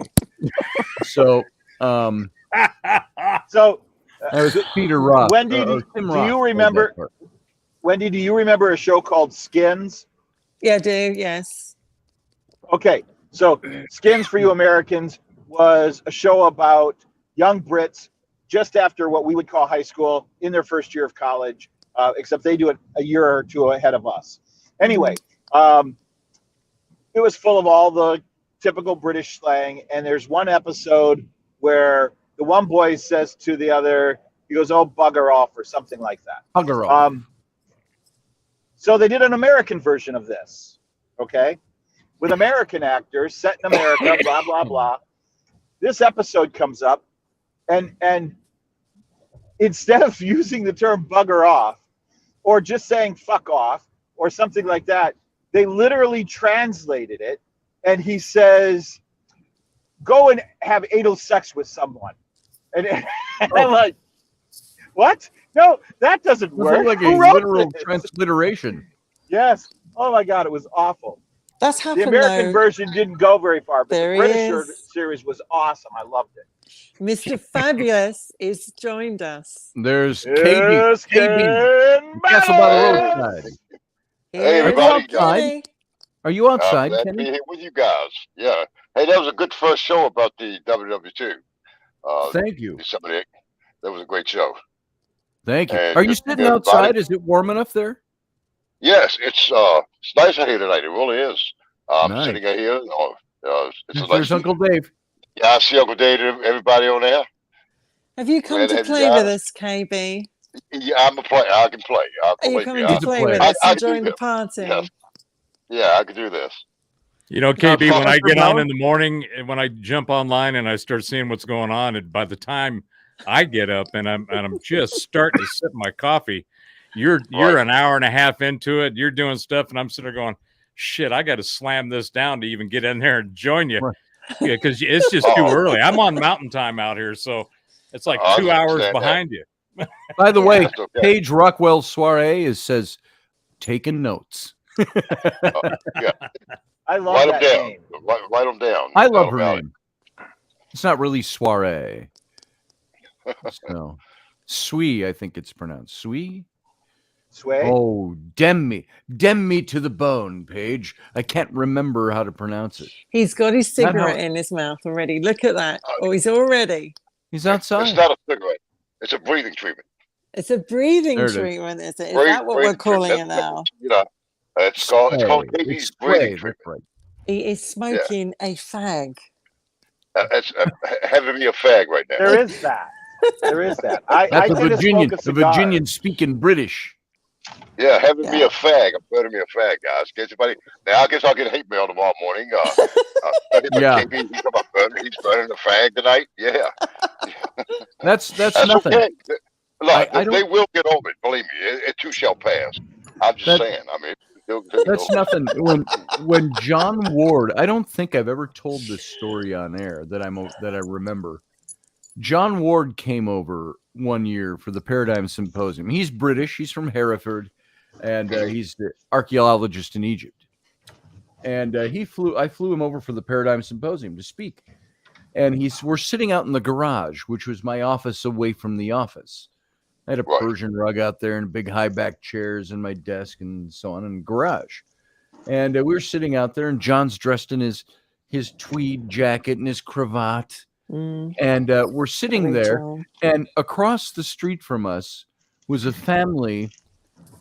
It was a black family, and they had like 9 kids in this house. And I know the whole neighborhood was kind of like, wow, how many families live there? And there was a blending of families there. But so there were 9 kids ranging from like 2 years old all the way up to 15. Right. And all those kids were out one day. They were all playing, and they're all walking in a group down the street in front of our house. And John Ward turns to me and he says, "Oh, I see you have Negroes." And I said, "Shh, Okay. Hey. say that." Talking about things you can't really say very well. And he goes, "Do they rake your lawn or something?" And I said, "John, you were seriously or joking, but you can't talk that. You can't say that loud." And he just got a Yeah, good but laugh. can you say pickaninnies? I mean, is that a You bad can't word? say that anymore. You can't say it. You can't say pickaninny. Nope. What was the No. song from Hair? Well, I just said it. The hot dang. Now, for some reason, I remember this. Hopefully, nobody. All the powers that be at YouTube, don't go ape shit. I'm just reciting something. Yeah, Remember it's not about hate. the musical Famous. Hair from the 70s, the early 70s? Hair Could have down been the there, late yeah. 60s. Hair. Yeah. And there was a song, and in it, I still remember this from my 5th grade year. We learned this song, and it said it was giving all the derogatory terms for black people at the time. And it said something like this. It said, motherfucking, let's see, how did it start? Motherfucking jigaboo, coon, pickaninny, mama, Uncle Tom, Aunt Jemima, little back Sambo, swamp guinea, junk man, shoe shine boy, elevator operator, and if you don't watch out, the boogeyman will get you. That's from the song Hair. I hate to say this. Not but every one of them, but it this had might a lot be of. his last show. I think you ticked them all off, Scotty. Hopefully, that's not my swan song. Got it. You're hanging with me too much in the mornings. I think it's rubbing off on you, brother. This, don't do yourself short like that, brother. Yeah, really. But I only bring that up to say there was a time where we had a musical, a Broadway musical that was made into a movie. Who was in it? Meatloaf. Something. Meatloaf got his start there. Who? Meatloaf. Yeah. Meatloaf. Somebody else, and I can't think of his name. He's an action type of actor now, older now. But those were words that were used, and whether you were offended by them or not, they were commonplace in the public vernacular. You didn't say them. You didn't use them to be mean or nasty to people. They just existed, and you could acknowledge that they existed. So in the UK, we had a comedy called, I believe it was called Love Thy Neighbor, and it was all, and another one which was called, oh my God, it's Alf Garnett in Sickness and in Health. And then I think there was Till Death Do They Part afterwards. And if you ever Google it and watch it, it was very near the mark. But actually, it was really funny because it was about, in Love Thy Neighbor, there was a black family living next to a white family, and they were always cussing each other off. Both of them were both cussing each other off. And they used to call the white guy Honky. I'm sure. Hey, Honky. And it was like growing up, it was just on the TV, it was the way it was. And then we had lots of other series like It Ain't Enough, Hot Mom and all that kind of stuff. And you look back and it's like now when they play it on the TV, it's like this comes from an era where the attitude and humor was very different. And you're just like, I think we're old enough to actually realize it comes from a different era. But yeah, it's a shame it has to get to that point. Well, not only that, you remember All in the Family back in the 70s? Oh, yeah. With Archie Bunker. Yep. And then you had Sanford and Son and the Jeffersons. And then you guys go ahead, Dave. Do you guys remember a classic bit from the old SNL? I think it was between Chevy Chase and the guest was Richard Pryor. And they're sitting at a restaurant or a bar, and it starts out with something. He calls Chevy a honky, and Chevy looks at him and he says Jungle Bunny, and it just keeps going back and forth. Corrector, and it just goes back and forth. Well, some of the best comedy. He even called him a spear chucker. Yeah. Spear chucker, yeah. Some of the best comedy that today, and we even have offshoots of this now. But some of the best comedy was Dean Martin's roasts. Oh, yeah. He'd have Rickles and Foster Brooks, and they would dig deep into somebody and just rip them a new one. Yeah. But they weren't raunchy like they are now. They weren't raunchy. Well, now they've gotten a little bit, more graphic. But even back then, the personality and character assassinations that these guys got away with. These snowflakes today would melt if they heard any of that. That's right. Because Rickles would say something like, hey, Sammy, I want you to come over to my house. Remember to use the back door. That's right. Stuff like that. And you just can't say that stuff anymore. Well, if they kick your show off, Scotty, at least they might keep Robert and Robertson on. I think they won't connect them. They won't connect them. No, I don't think I'll get. You will be all right. Until you have that first sex show. Look, if they haven't got me yet, you're okay. Otherwise, we're just gonna hijack yours every morning, KB. Sorry, that's it. I mean, I'm surprised I'm still on. I mean, yeah. I guess me being an habitual offender, you know, you're a bad. You're man. a repeat offender. Habitual offender. Let me tell you, it started off. Most people just start off 3 times. It was a misdemeanor. After the 3rd time, they made me a felony. I mean, I think most people just look and go, "Well, you're from Virginia." He's from Virginia. But on a good note, he does know people in the police force, so he might be all right. No, that don't help. That don't help. Not on Facebook. Not on Facebook. Yeah. And for you young kids listening, the whole context behind Sammy using the back doors, he was playing at the Sands in Vegas and wasn't allowed to walk through the front of the casino to get to the theater. He had to come in through a back entrance because of his color, which was ridiculous. And Dean Martin and the rest of the Rat Pack stood up and said, well, we just all won't come do the show if you don't let him come through the front of the casino. Yep. Yeah. And force the casino to change their rules. And you know, that was one of the things that happened with Aretha Franklin, right? Yeah. She was just, she was known in the small jazz clubs, and people were just, this woman's incredible. And there was a number of people who wanted her to go to this one club, and Marilyn Monroe was one of her biggest fans. So Marilyn went to the club owner and said, if you let Aretha do a stint here, I will be here every night in the front row. And that's literally how Aretha Franklin became as famous as she did, because of Marilyn Monroe. Well, they did the same thing to Lena Horne. What's that? They did the same thing to Lena Horne. Yes. She used to sing. They made her come through the back. Yeah.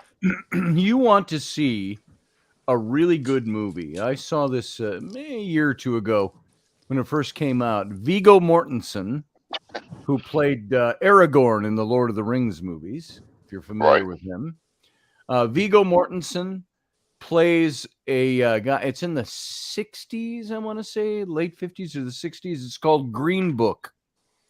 And he's taking this very wealthy virtuoso pianist on tour, but of the South. And this guy's very famous, and it's a true story. And he hires Viggo Mortensen to drive him. And Viggo's a little rough around the edges. He's that kind of guy. He's in New York, that kind of thing. And but the Green Book was the map book that was for blacks to travel through the South. There were certain highways that you could not travel on because you were not white. This is as early as in my lifetime when I was a kid. Yeah, black people had to use a different road so they could stop at gas stations, because you couldn't stop at a white gas station. So they had the back roads, and it was called the Green Book. And so it's these trips that they took, and the story of how these men became friends. Yeah. And was that Jamie Foxx that played the? No, it was. I've got it up here. Mahershala Ali. He played Don Shirley. Was the name of the virtuoso? I guess virtuoso. Do you use that word for pianist? You can use whatever word you want for pianist. We ain't a theater over here.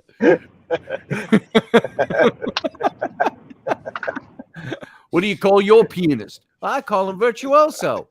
I call mine Roger. Hey, Roger. I call mine little friend. My pianist is Johnson. Trip, did you say? I feel left out here. I feel left out. She don't have a pianist. You ain't got one. I mean, what a wasted name and career for Magic Johnson. I mean, really, come on. Well, just say hello to my little friend. And when woman, you got nothing to say because you ain't got one. I hung like a baby. Nothing. I don't have one. Wasn't it Ron Jeremy that said that the great thing about having a penis is sharing it with people who don't? Yeah, I believe in. I'm a sharing and caring kind of guy, and I'm going to take a left turn back to what we were talking about. Save it, Dave. Wait. We still have to get Kenny's. We still have to get Kenny's take. I'll be right back. We're waiting. I was looking at comments. I thought Kenny was going to say something. I was thinking about taking a commercial break. No, I'm just joking. We had a commercial break. Well, we were talking about. So I had the pleasure when I was. This is in the '80s when I was in high school. My best friend's girlfriend's mother, who was a foster mother because she was in the foster system, was Nettie Sherman, and Nettie Sherman was a jazz singer from the '50s, and she played the Cotton Club, and she played all over the place, Harlem and all over Chicago. She played with all the big bands. She knew all those greats by name and stuff. And they had this beautiful photo album of her and Louis Armstrong and just all these. She was a black woman in her 80s when I met her. And she was just a treat. She would sit up there and sing. She was bedridden. And we would come over to see her and her Donna and Harriet, which were the two daughters. And my friend Paul and I would come over to visit the girls. And she'd be upstairs. Hey, you bring those boys up here. They ain't supposed to be downstairs. You know, and so we'd have to come up and introduce ourselves and she goes, oh, you the boys that like my singing. And then she would sing a song for us. And it was awesome. And the fact that we knew the people in the photo album, she was blown away by that. But that was so cool to hang out with her. And hanging out with Donna wasn't too bad either. I'm sure. I used to hang out with my first grade teacher. I went to Hawthorne Elementary School in North Minneapolis. Dave, you know what North Minneapolis is like. I'm talking West Broadway and Lyndale Avenue. Between West Broadway and Lowry on over by Lyndale Avenue.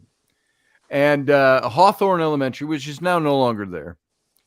But we had a teacher, and she was and I say this only as a descriptor. I had a lot of affection in my memory for her. Never knew her past being 6 years old, but I have good memories of her. She was a large, very large, over large black woman.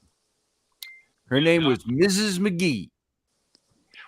And Mrs. McGee, she was missing two fingers. She was missing these two fingers on her right hand. And she was either an angel or she was a demon, because there were days when she would look at you and she'd go, Scotty Roberts, you little honey love. You come on over here, honey love, and you get to grab out of the grab bag and get yourself a prize today. Oh, yay. Honey love, right? Honey love. Honey love. Honey love, put your hand in the bag. I don't know about that. Yeah. Interesting. She had this Go on. It was a big, now I got to remember, was it a bag or a barrel? It was the color of a paper bag. It was either a barrel or it was a bag, a big industrial bag, and she had toys in it. All kinds of cheap toys. To a brush, Scotty? Did she just grab about. you by your head and just hug you to a brush? And I say this not to be insulting. She was a big woman. Gosh. I think her ankles were about this far around, and her boobs were enormous because she was a big, heavy black woman. And we know how Scotty feels about large boobs. Yeah, you know how I feel about large boobs. I ain't afraid of them. Yeah. I learned the best words from Kenny. I ain't afraid of no boobs. I'm not afraid. There's no. I'm not afraid. My vocabulary. Yes. I love your lexicon. But when she was mad at you, Flynn was just a little baby, and he'd see Scotty'd say, "What are those?" And he'd like lunch. Lunch. Oh yeah, boobs. Yeah, pretty much. Lunch and dessert. Well, see, that's the thing with my wife. What used to be an attraction for it was like a destination. My wife's boobs were a destination. It was like sex and fun and partying and boobs. Yeah. And then she became a lunch counter. We had kids, and they became utilitarian nutrition dispensing stations. And it's like, Yeah, you can look at them. Don't touch those. Hey, what? And it was like, don't touch those. They really are. They really are weapons of mass destruction. Do you know that? I mean, they make nothing wrong looking. How many wars have started because of women's boobs? It's true.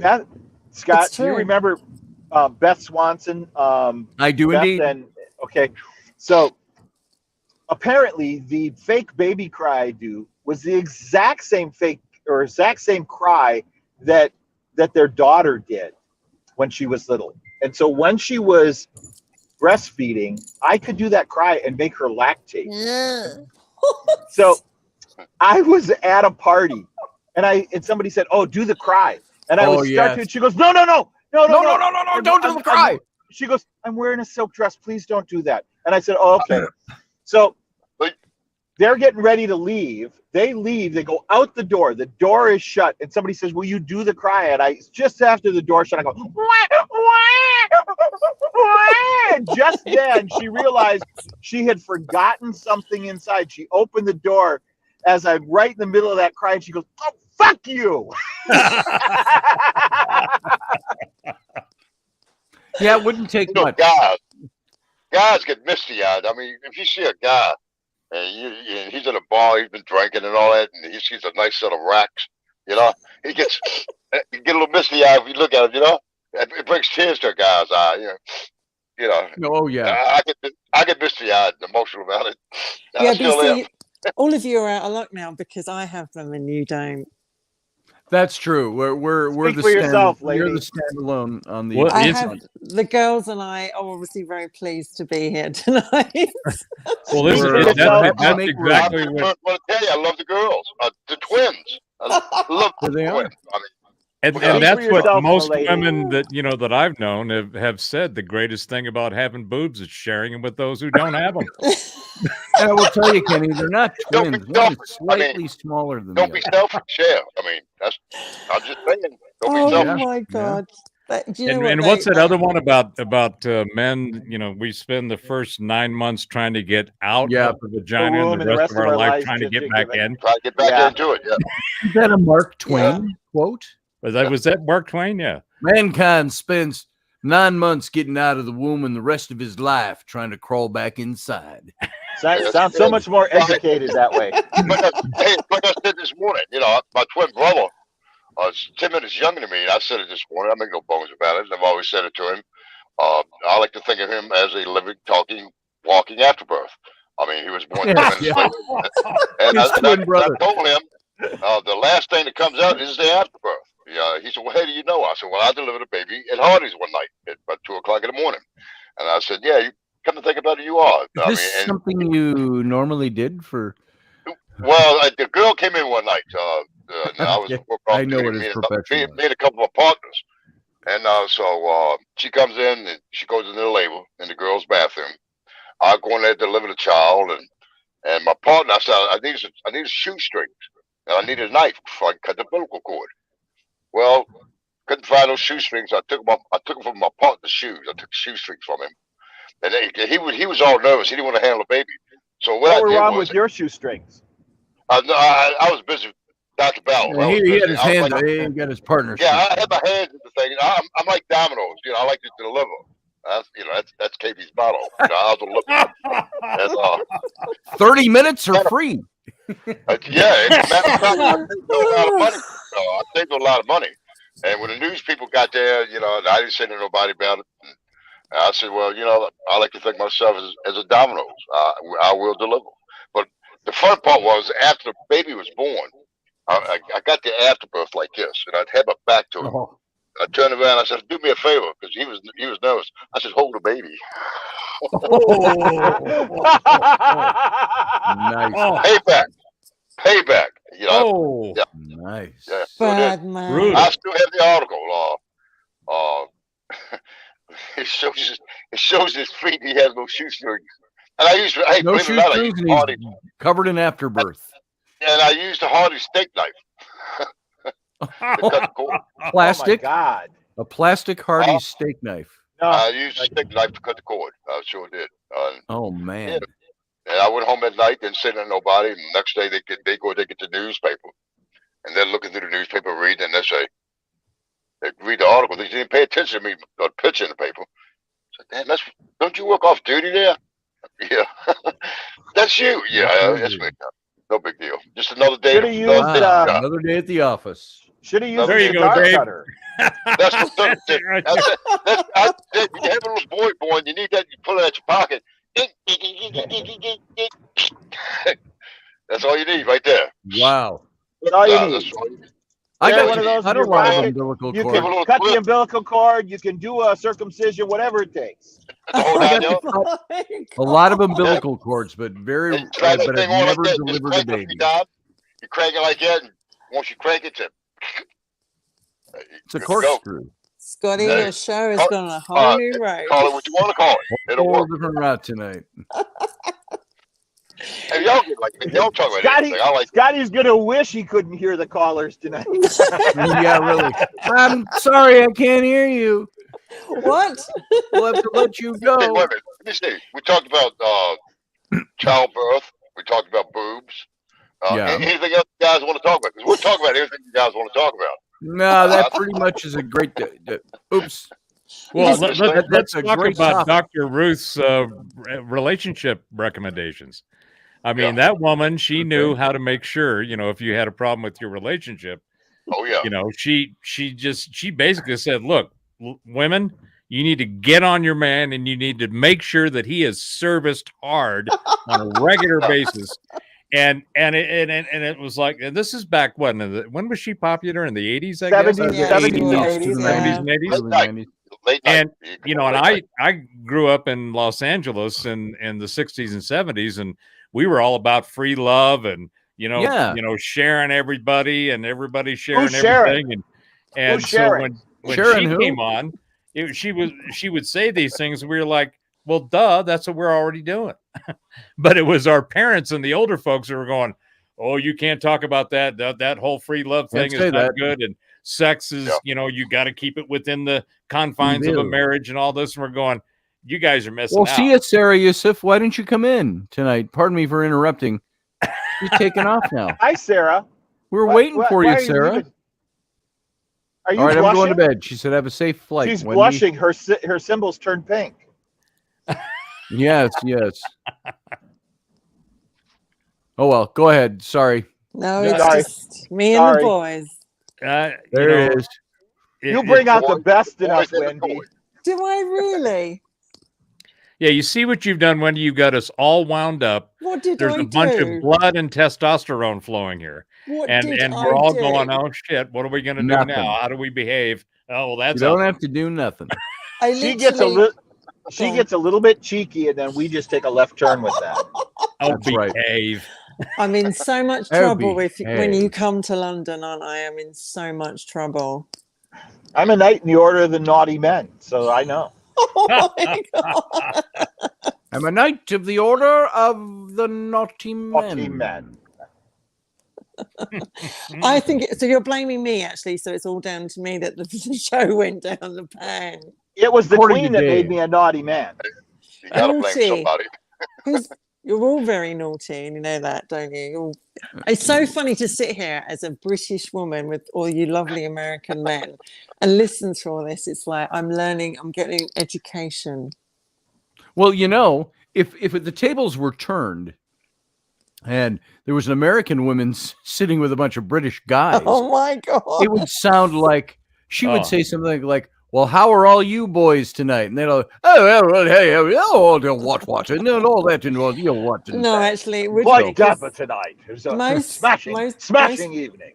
Most Brits wouldn't be like that, especially where I'm from South London. It would be a very different conversation. Very different. Yeah, very, very different. But a little more like the EastEnders? More sort of like, anything goes, really, doesn't it, mate? Let's talk about that. Kind of like the South Side of Chicago. It's easy go, But where was Benny Hill? Where was that humor from in England? Was it South? Was it London? Well, he was from. I think he was from Twickenham or Richmond. He lived in, which is south. Mm-hmm. But that was vaudeville humor. That was right next door to Kenny. Yes. No, it all leads back to Kenny. It was very cheeky. I mean, it was very naughty. I loved Benny. The thing about Benny Hill, he got such a bad rap because here he was being chased by, women in undies and all that kind of stuff. But actually, it was the women that were in control of that situation and were chasing him. As they always are when they're in undies. Absolutely. Right. Well, that's how we like our men, weak and on their knees and basically, I always like the little old. I rest my case. I like the old bald guy. He always came up to him. He used to slap on the head. And he slapped him. He rubbed him on the head. He goes, "Oh, feels like me wife's bottom." And the bald guy goes, "Why, yes, it does." Hey, look, I'm old and feeble, can hardly stand. You should, if you look on YouTube, there's a lot of the Carry On films, which are so funny. And there's one Barbara Windsor. She played lots of many different roles in the Carry On films. She was blonde, small, busty, and literally there's one scene where she's walking. I think it's in Carry On Doctor, and she's walking across the road, and she's got her boobs right out here, and someone's eating a pear. And she goes, "Oh, a lovely looking pear." And he goes, "You took the words right out of my mouth." Right out of my mouth. You stole me thunder. Yeah. So Michael Caine. Philip Blair says, "You like Michael Caine?" He's getting a little older now. Michael Caine's all right. Well, my name is Michael Caine. Yeah, he's all right, isn't he? He's all right, Michael. He's all right. Yep. He's all right. And if you say the words "my cocaine," it sounds just like him saying Michael Caine. Michael Caine. Well, my name's Michael Caine. I liked him. There were a couple of movies I saw him in that I really liked. I liked him in. Wasn't he in Zulu? Alfie. Yes, wasn't he in Zulu? Way back in the 60s. What was that? My favorite film from him is Alfie. Alfie. Mm. Have you seen him in the what is it? The Batman? No, the most recent, the Knights, or what is it? Not the Golden Circle, the Kingsman. Oh, yes, he was really good in that. Oh, I love the Kingsman. Yeah, I thought that he did a great job. I did not see the latest installment of the Kingsman with the Golden Circle. Wasn't it Joseph Fiennes or Ray Fiennes? He's in that. Yes, Ray Fiennes is in that. Yes, Ray Fiennes. Good movie. So, really good. Yeah, I really enjoyed the first Kingsman. I thought that was really well done. The first one is incredibly funny, and with the second, Colin Firth. Yeah, and was it Manners? No, manners maketh the man, right? Yes, manners maketh the man. He's shutting up locking the bar doors and about to whip those young punks in the bar. That's a great scene. Great scene. Oh, is this your business card? No, it's my haberdasher. What's funny is in the second one, in the Golden Circle, they've got Samuel Jackson in there, right? Yes. And he's motherfucker this month, but he's got this lisp in the second one, which is it's funny as hell to watch and listen to him do that lisp, and you go, "There's something wrong with this picture." That shouldn't be coming out of him. But he plays the villain, and it's pretty good. When he goes to rescue the Swedish princess or something like that, she goes, if you get me out, I'll let you have sex with me any way you want. She goes, "Oh, what was it?" He's like, "Even anal?" And she's like, "Even anal?" Yeah. You can use me, bum. You can use me, bum. You can use me, bum. What do they call it? You call that what? Brown out of the light? Is that that's what the term is? And what's with the whole bleaching thing? I know. What's with that? I don't understand any of that, and to me that part of the anatomy is always an exit only. I mean, I can't get myself to that. But the bleaching thing, I mean, do they show them? Is it for visuals? What does that do? Is it easier for lube? I don't know. It's like to make a white winking eye instead of a brown winking eye. I don't know. It keeps it pink. It keeps it pink. Yeah. It keeps it pink. Oh yeah, probably red and raw too. Barbara Windsor is not a member of the royal closest family. I came to that, we had bleach wipes in the bathroom. Man, was that a mistake? Oh yeah. So, I'll have to tell you one other recommendation, and I learned this. I think it was like 17. Is I had gotten crabs from a girlfriend. And I was like, I didn't know what to do. I was freaking out. I was 17. And so I went into the bathroom. My dad and I were sharing an apartment. And I'm looking around in the cabinets going, there's got to be something I can, because shampoo's not going to do this. And I grabbed a tube of Bengay. Never, ever, never use Bengay on any of your junk stuff. No. I think I must have been in pain for about a half a day. It was unbelievable. Vicks Deep Mentholatum Rub. Be sure to put it on your testicles before bed. Oh, gosh. It's no sense standing on the toilet seat. We all know the crab can jump 6 feet. I mean, I'm just saying. Right. Now, since it's after 11, and we usually wrap this at 11, and you mentioned, why did I just go blank on his name? I don't know. I have two quickies because Samuel Jackson. Samuel Jackson. I must read this because the first time I heard this, he read it. Have you ever heard the kid's book read?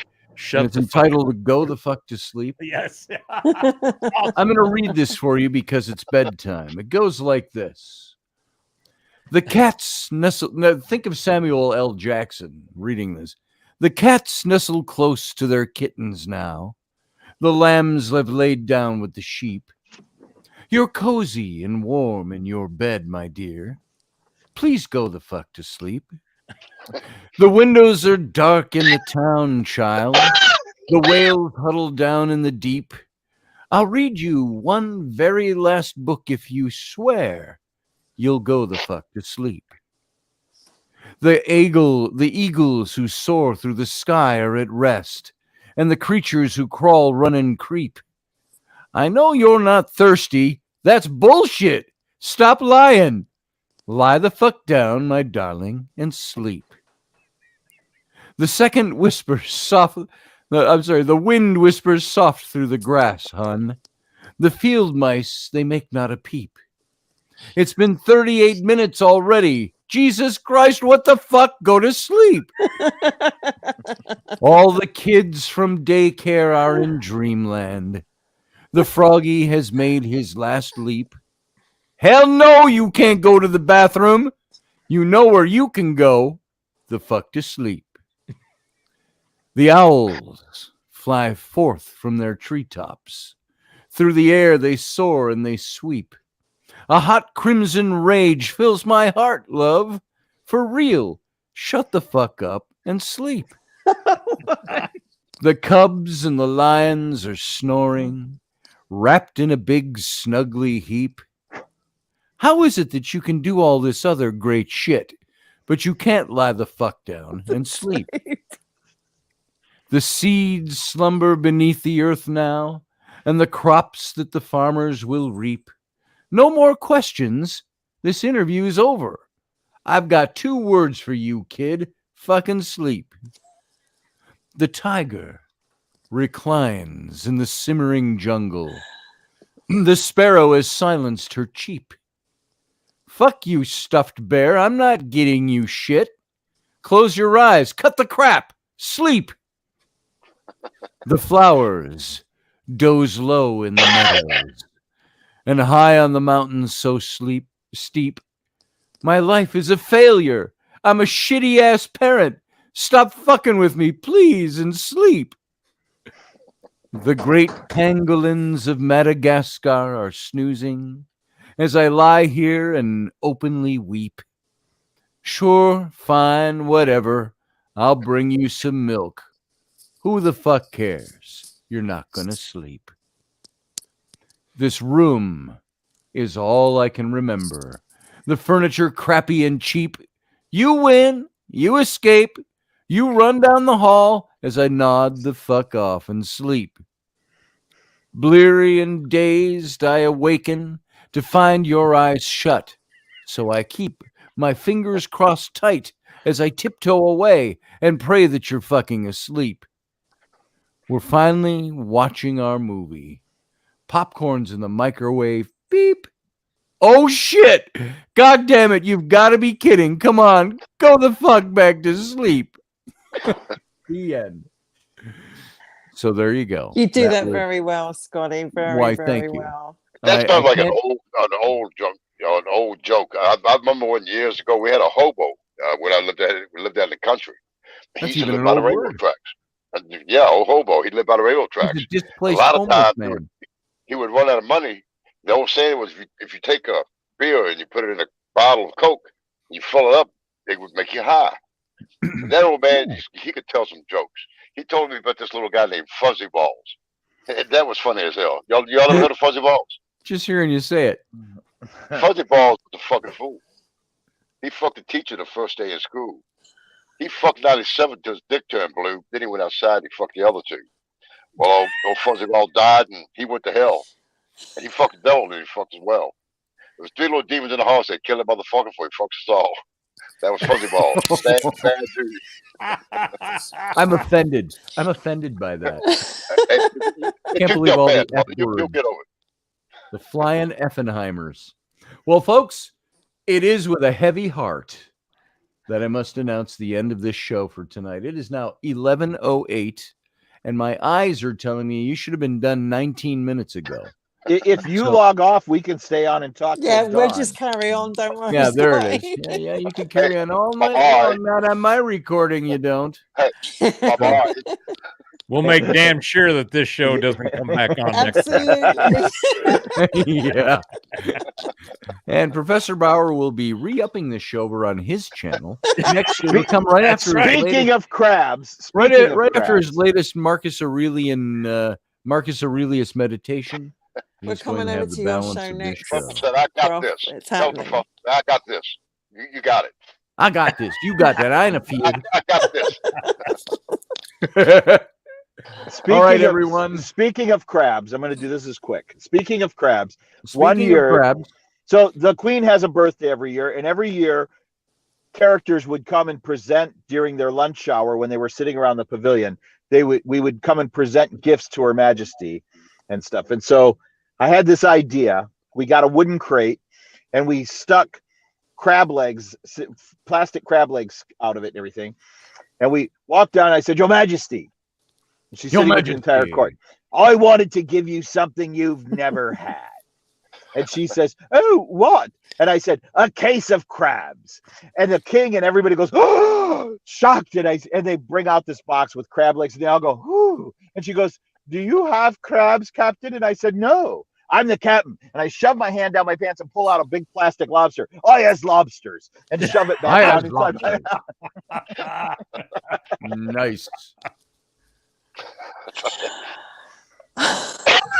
Well, and on that high note,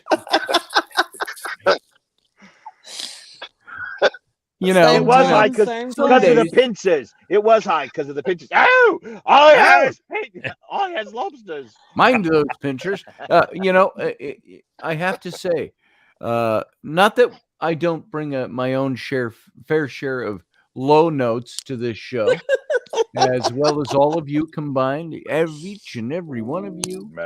We try our best. Well, you asked me to come on. I mean, that was your fault. I'm glad you did. Dave, you're not a bass. You can't sing that. You brought me in, and you know what I do. So it's all on you. You brought me in. You know who I am. You rubbed my lamp. And Scotty, this is what happens when you leave the back door open. There it is. But you just know that your ratings just went up today. Like, seriously. My ratings skyrocketed they today. Just went up. Yeah. Young man. Not sure whose ratings they went up with, but they went up. A young man goes to the doctor. A young man goes to the doctor and he says, My bum hurts an awful lot. And he says, Where does it hurt exactly? Right there by the entrance. And he goes, Well, son, as long as you call it an entrance, it's going to hurt. Ain't that the truth? And I have some naughty jokes, but I don't want people watching the first half of the show about Pearl Harbor and then coming to the show's still going on after the Pearl Harbor bit. Let's see where it goes. And guess what? It bombed. It bombed. Pearl Harbor sailors, it's all the same. Arr. Well, as long as there was a dirty joke, I am going to tell a naughty joke. You naughty man. Does it have anything to do with the poop deck? Well, there's a guy. There's a guy sitting in the doctor's office. He's got the little gown on. Just had a bunch of tests done. Doc comes in the office. He goes, "Hey, Bob, I've got some good news for you and bad news. Which do you want to hear first?" Bob goes, "Jesus, Doc, give me the bad news." Doc says, "Well, you got about 6 weeks to live." And Bob goes, crestfallen, just like, "Well, shit. Well, what could possibly be the good news?" asked Bob. And the doc goes, "Come here." He comes over by him, and the doc opens the door, creaks it open. He goes, "See that nurse with the huge tits?" And he goes, "Yeah." He goes, "I'm fucking her." There you go. Sorry, Bob. folks. That was as low as my low gets for a naughty, dirty joke. Hello, nurse. Hello, nurse. Well, for some reason, I feel like I need to go take a shower. So after this show, oh no, Michelle Cannon-Free is still here. She's like my conscience. She's my good conscience. She's very, very sweet woman. Michelle, and he made me do she it. just put up a post he after sent I me a told text that and joke. told me to tell those jokes. She put up a post after I told that joke, and there's no words in it. Look, Where is it? Where's the post? oh yeah, there is. Oh, there's stars. Oh, well, that's better than I thought. You were mad at me now because I told a dirty joke. Yeah, actually, I think I might have to go put on some Ben Gay. So yeah, just remember, mind the naughty bits. You know, we did that once. We had a show. It was Dave. It was now the very recently late Brent Wold came down with John Peterson and Rob Lane and I to do the Sarasota Scottish Highland Games in Florida. And we took a driving trip from Minneapolis, Minnesota, North Central up by Canada, all the way down to Florida, Sarasota. And we had a big van full of all our goods. 3 Celts and Company was our company. And a big trailer we were hauling. And so now I almost got lost in my rabbit trail just describing what it was we do. But we were in Sarasota in the late winter months, but it was nice down there. We set up our big George Washington tent and had all our goods out in there. And we dressed for the Sarasota Games. We dressed in our kilts and our leather doublets and stuff like that. And there we all were, all in our kilts. And if you're wearing a kilt properly, you're regimental. And it's like, oh, tee, so it's a real Scotsman wearing beneath his kilt. Why, his socks and shoes, of course, madam. So we're all regimental in our kilts. Nothing's worn down there. It's all in perfect working order. Nothing's in perfect working order. Yes. And what shade of lipstick? So there we are. And it's hot. And we're all getting a little bit chafed from the heat. That's the worst. Chafe is worse. And you're wearing a kilt. You can stand with your feet far apart and you get a little wind up there and you get a little air conditioning. But it didn't do much for the chafing. And so Brent ran to get us some powder. Did he get the mentholated? He ran to the store to get us powder to put on, medicated powder. Oh, I hear where this is going. So we all got some of that, and we're all going, yes, give me that powder. It's like, you go slap, slap, slap, slap, slap, slap down there on the scrotal area and the inner thigh. And How it long was till about the screaming started? About an 8-second burn. You'd go, there, that should give a lot of comfort. Oh! and we were doing the little kilt dance. And but it worked. It took away the chafe. So what we would do, as we needed more, we just go, give me that. You know, it's like taking a shot of really harsh scotch. Give me that. I need more of that. Boom, boom, boom, boom. The burn. Oh, and then it was. So you're saying that it helped your foot movement and the dance and all that, and you were kicking high and the kilt's flying up and everybody's. This is where the Highland Fling comes from. That's where the Highland Fling comes from. Mentholated powder. So yeah, we looked at that bottle after we first got it, and we go, that ain't just talcum powder. You got We didn't send him for medicated. He said, "Oh, I got the medicated stuff." The mentholated. Yes, The it's not good. So, oh my God. I've accidentally done that. It's incredibly painful. Right. Oh. All right. All right, all of you. You know why the Calvinists don't like sex? Because it leads to might dancing. lead to dancing. No, it's why don't the Calvinists have sex standing up? Because it'll lead to, they fear it'll lead to dancing. So, there it is. But I'm ching. All right, well, I'm going to go find that bottle of Bengay and bid you all adieu. All right. You have fun. You have a nice night there, Doc. See you later. Hey, he's going to say spanky, spanky, spanky, spanky, spanky. Spanky. Yeah. The Bengay. I wouldn't do that with Bengay. That's for sure. All right. Dave Potter, going to let you go. See you, Uncle Dave. Glad to have you here. You in your car. And because I run the show, I can choose the order I want to get rid of people. Kenny Bellows, good to have you here, brother. Thank you, brother. Appreciate it. I love you, brother. I'll see you probably tomorrow morning. Love you, brother. You got it. Bye with you. You got it. Oh, by the way, so everybody knows, go to Facebook, look up Ken Ballos. You see his name there. Ballos, Ken KB Ballos. And at 9 o'clock Eastern, 8 o'clock Central, every morning on Facebook, he does a live stream. He does. Called Morning Coffee with KB in the Castle by the Roadside. By the roadside, that's right. And so you can join us for coffee tomorrow. We all get on there and we chat with him in the mornings before we have to go off and do our duty elsewhere. So I'll see you tomorrow morning, Ken, pending disaster. You got it. See you guys tomorrow morning. Y'all have a good one. All right, brother. See you later. Let's see. Who's left? Just me. Just you. It began with me and it ends with me. It's just us now. It's just us. Don't tell anyone. All right. Well, Wendy, thank you for coming on. I'm glad you were there. Me too. And I'm glad you stopped in. As long as you're in Canada, you're still an hour behind me now. I am. And it's so much fun. Frankly, quite early. So it's so much fun to be part of the show. I've got one more day, one Friday, just to enjoy it before. Well, technically maybe Sunday morning, but then I'm London bound. So yes. There you go. London bound. That sounds so appealing. London bound. Well, I think so. And while you're at it, don't forget like that Charmed Coven to have a look at on the Tumblr. Yeah. Why don't we do that right now before we go? Let me find one. I've got to convert it to a PDF so I can load it. All I have to do here, folks. Let's do it this way.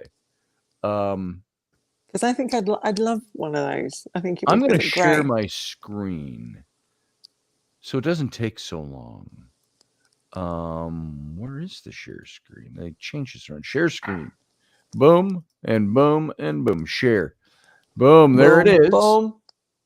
So I'm going to go over here and we're going to open up Wendy's file.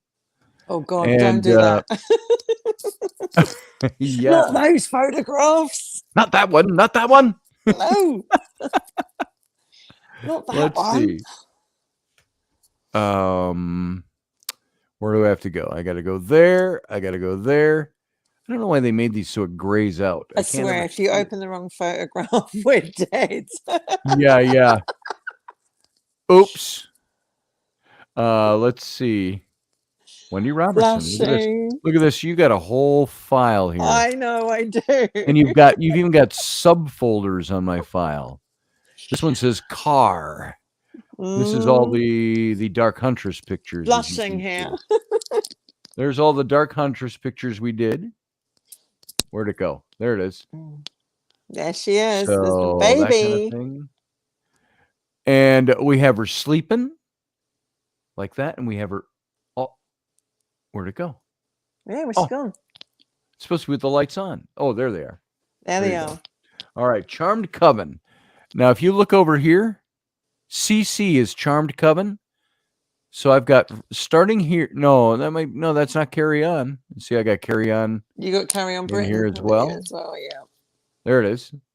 But then we got Charmed Coven. Starts there. all the way down to here. So if we start looking through these, we can find the one. That's the one. That's the one. Right there. That's the one. Let's call that up. It's brilliant. It's so brilliant how you did that picture. See, it's coming. There it is. So, Wendy wanted this picture of this hooded figure, and you can't see it that well though. That's better. Yeah. There we go. The work you did on that, on the mirror and everything. It's great. Now there's a mirror there. What did I do? So there's Wendy, front and back, and the mirror at the top, and she's reflecting. She is the blonde figure in the red hood, reflecting in the mirror. And so I messed with that for a long time to get that to work. Let's see. I may have I don't know if I have a different version or if that's the final version. That might have been the final version. Let's see. We'll go through some of these. I got all these different variations. And they're minor variations, some of them, so you can't really tell. No, it's the same picture in each and every one. It was the same picture, but you did a lot of work on it, and I just think it would look great on one of those tumblers. Oh, that's pretty, isn't it? I think it would too. That one's neat. I liked that one. That did not become the final, but it didn't. It was the black and red one, wasn't it? It was the black and red one. In fact, I actually don't remember seeing that one actually with the flowers and stuff. But the Tudor rose was on it, isn't it? I've got the Tudor rose in there. Yeah. And the red hood. Yeah. And Wendy. Yeah. Why, Wendy? That's a magnificent necklace you're wearing. I like it. Oh my so there you go. All right. Oh, I love you. I will stop sharing my screen now. Stop sharing. All right. But I would like one of those on the tumbler for sure. So I think we can do that. Thank you. Make that happen. And it's lovely to be with you tonight. So until we are together again. Mwah. Yes. Mwah. Good night. Love you. I will talk to you probably tomorrow. Maybe see you on Kenny's show. Okay. All right. You sit right there for a minute. All right. Let's see. Folks, we got to get out of here. So we're going to do this and we're going to be gone. So live long and prosper.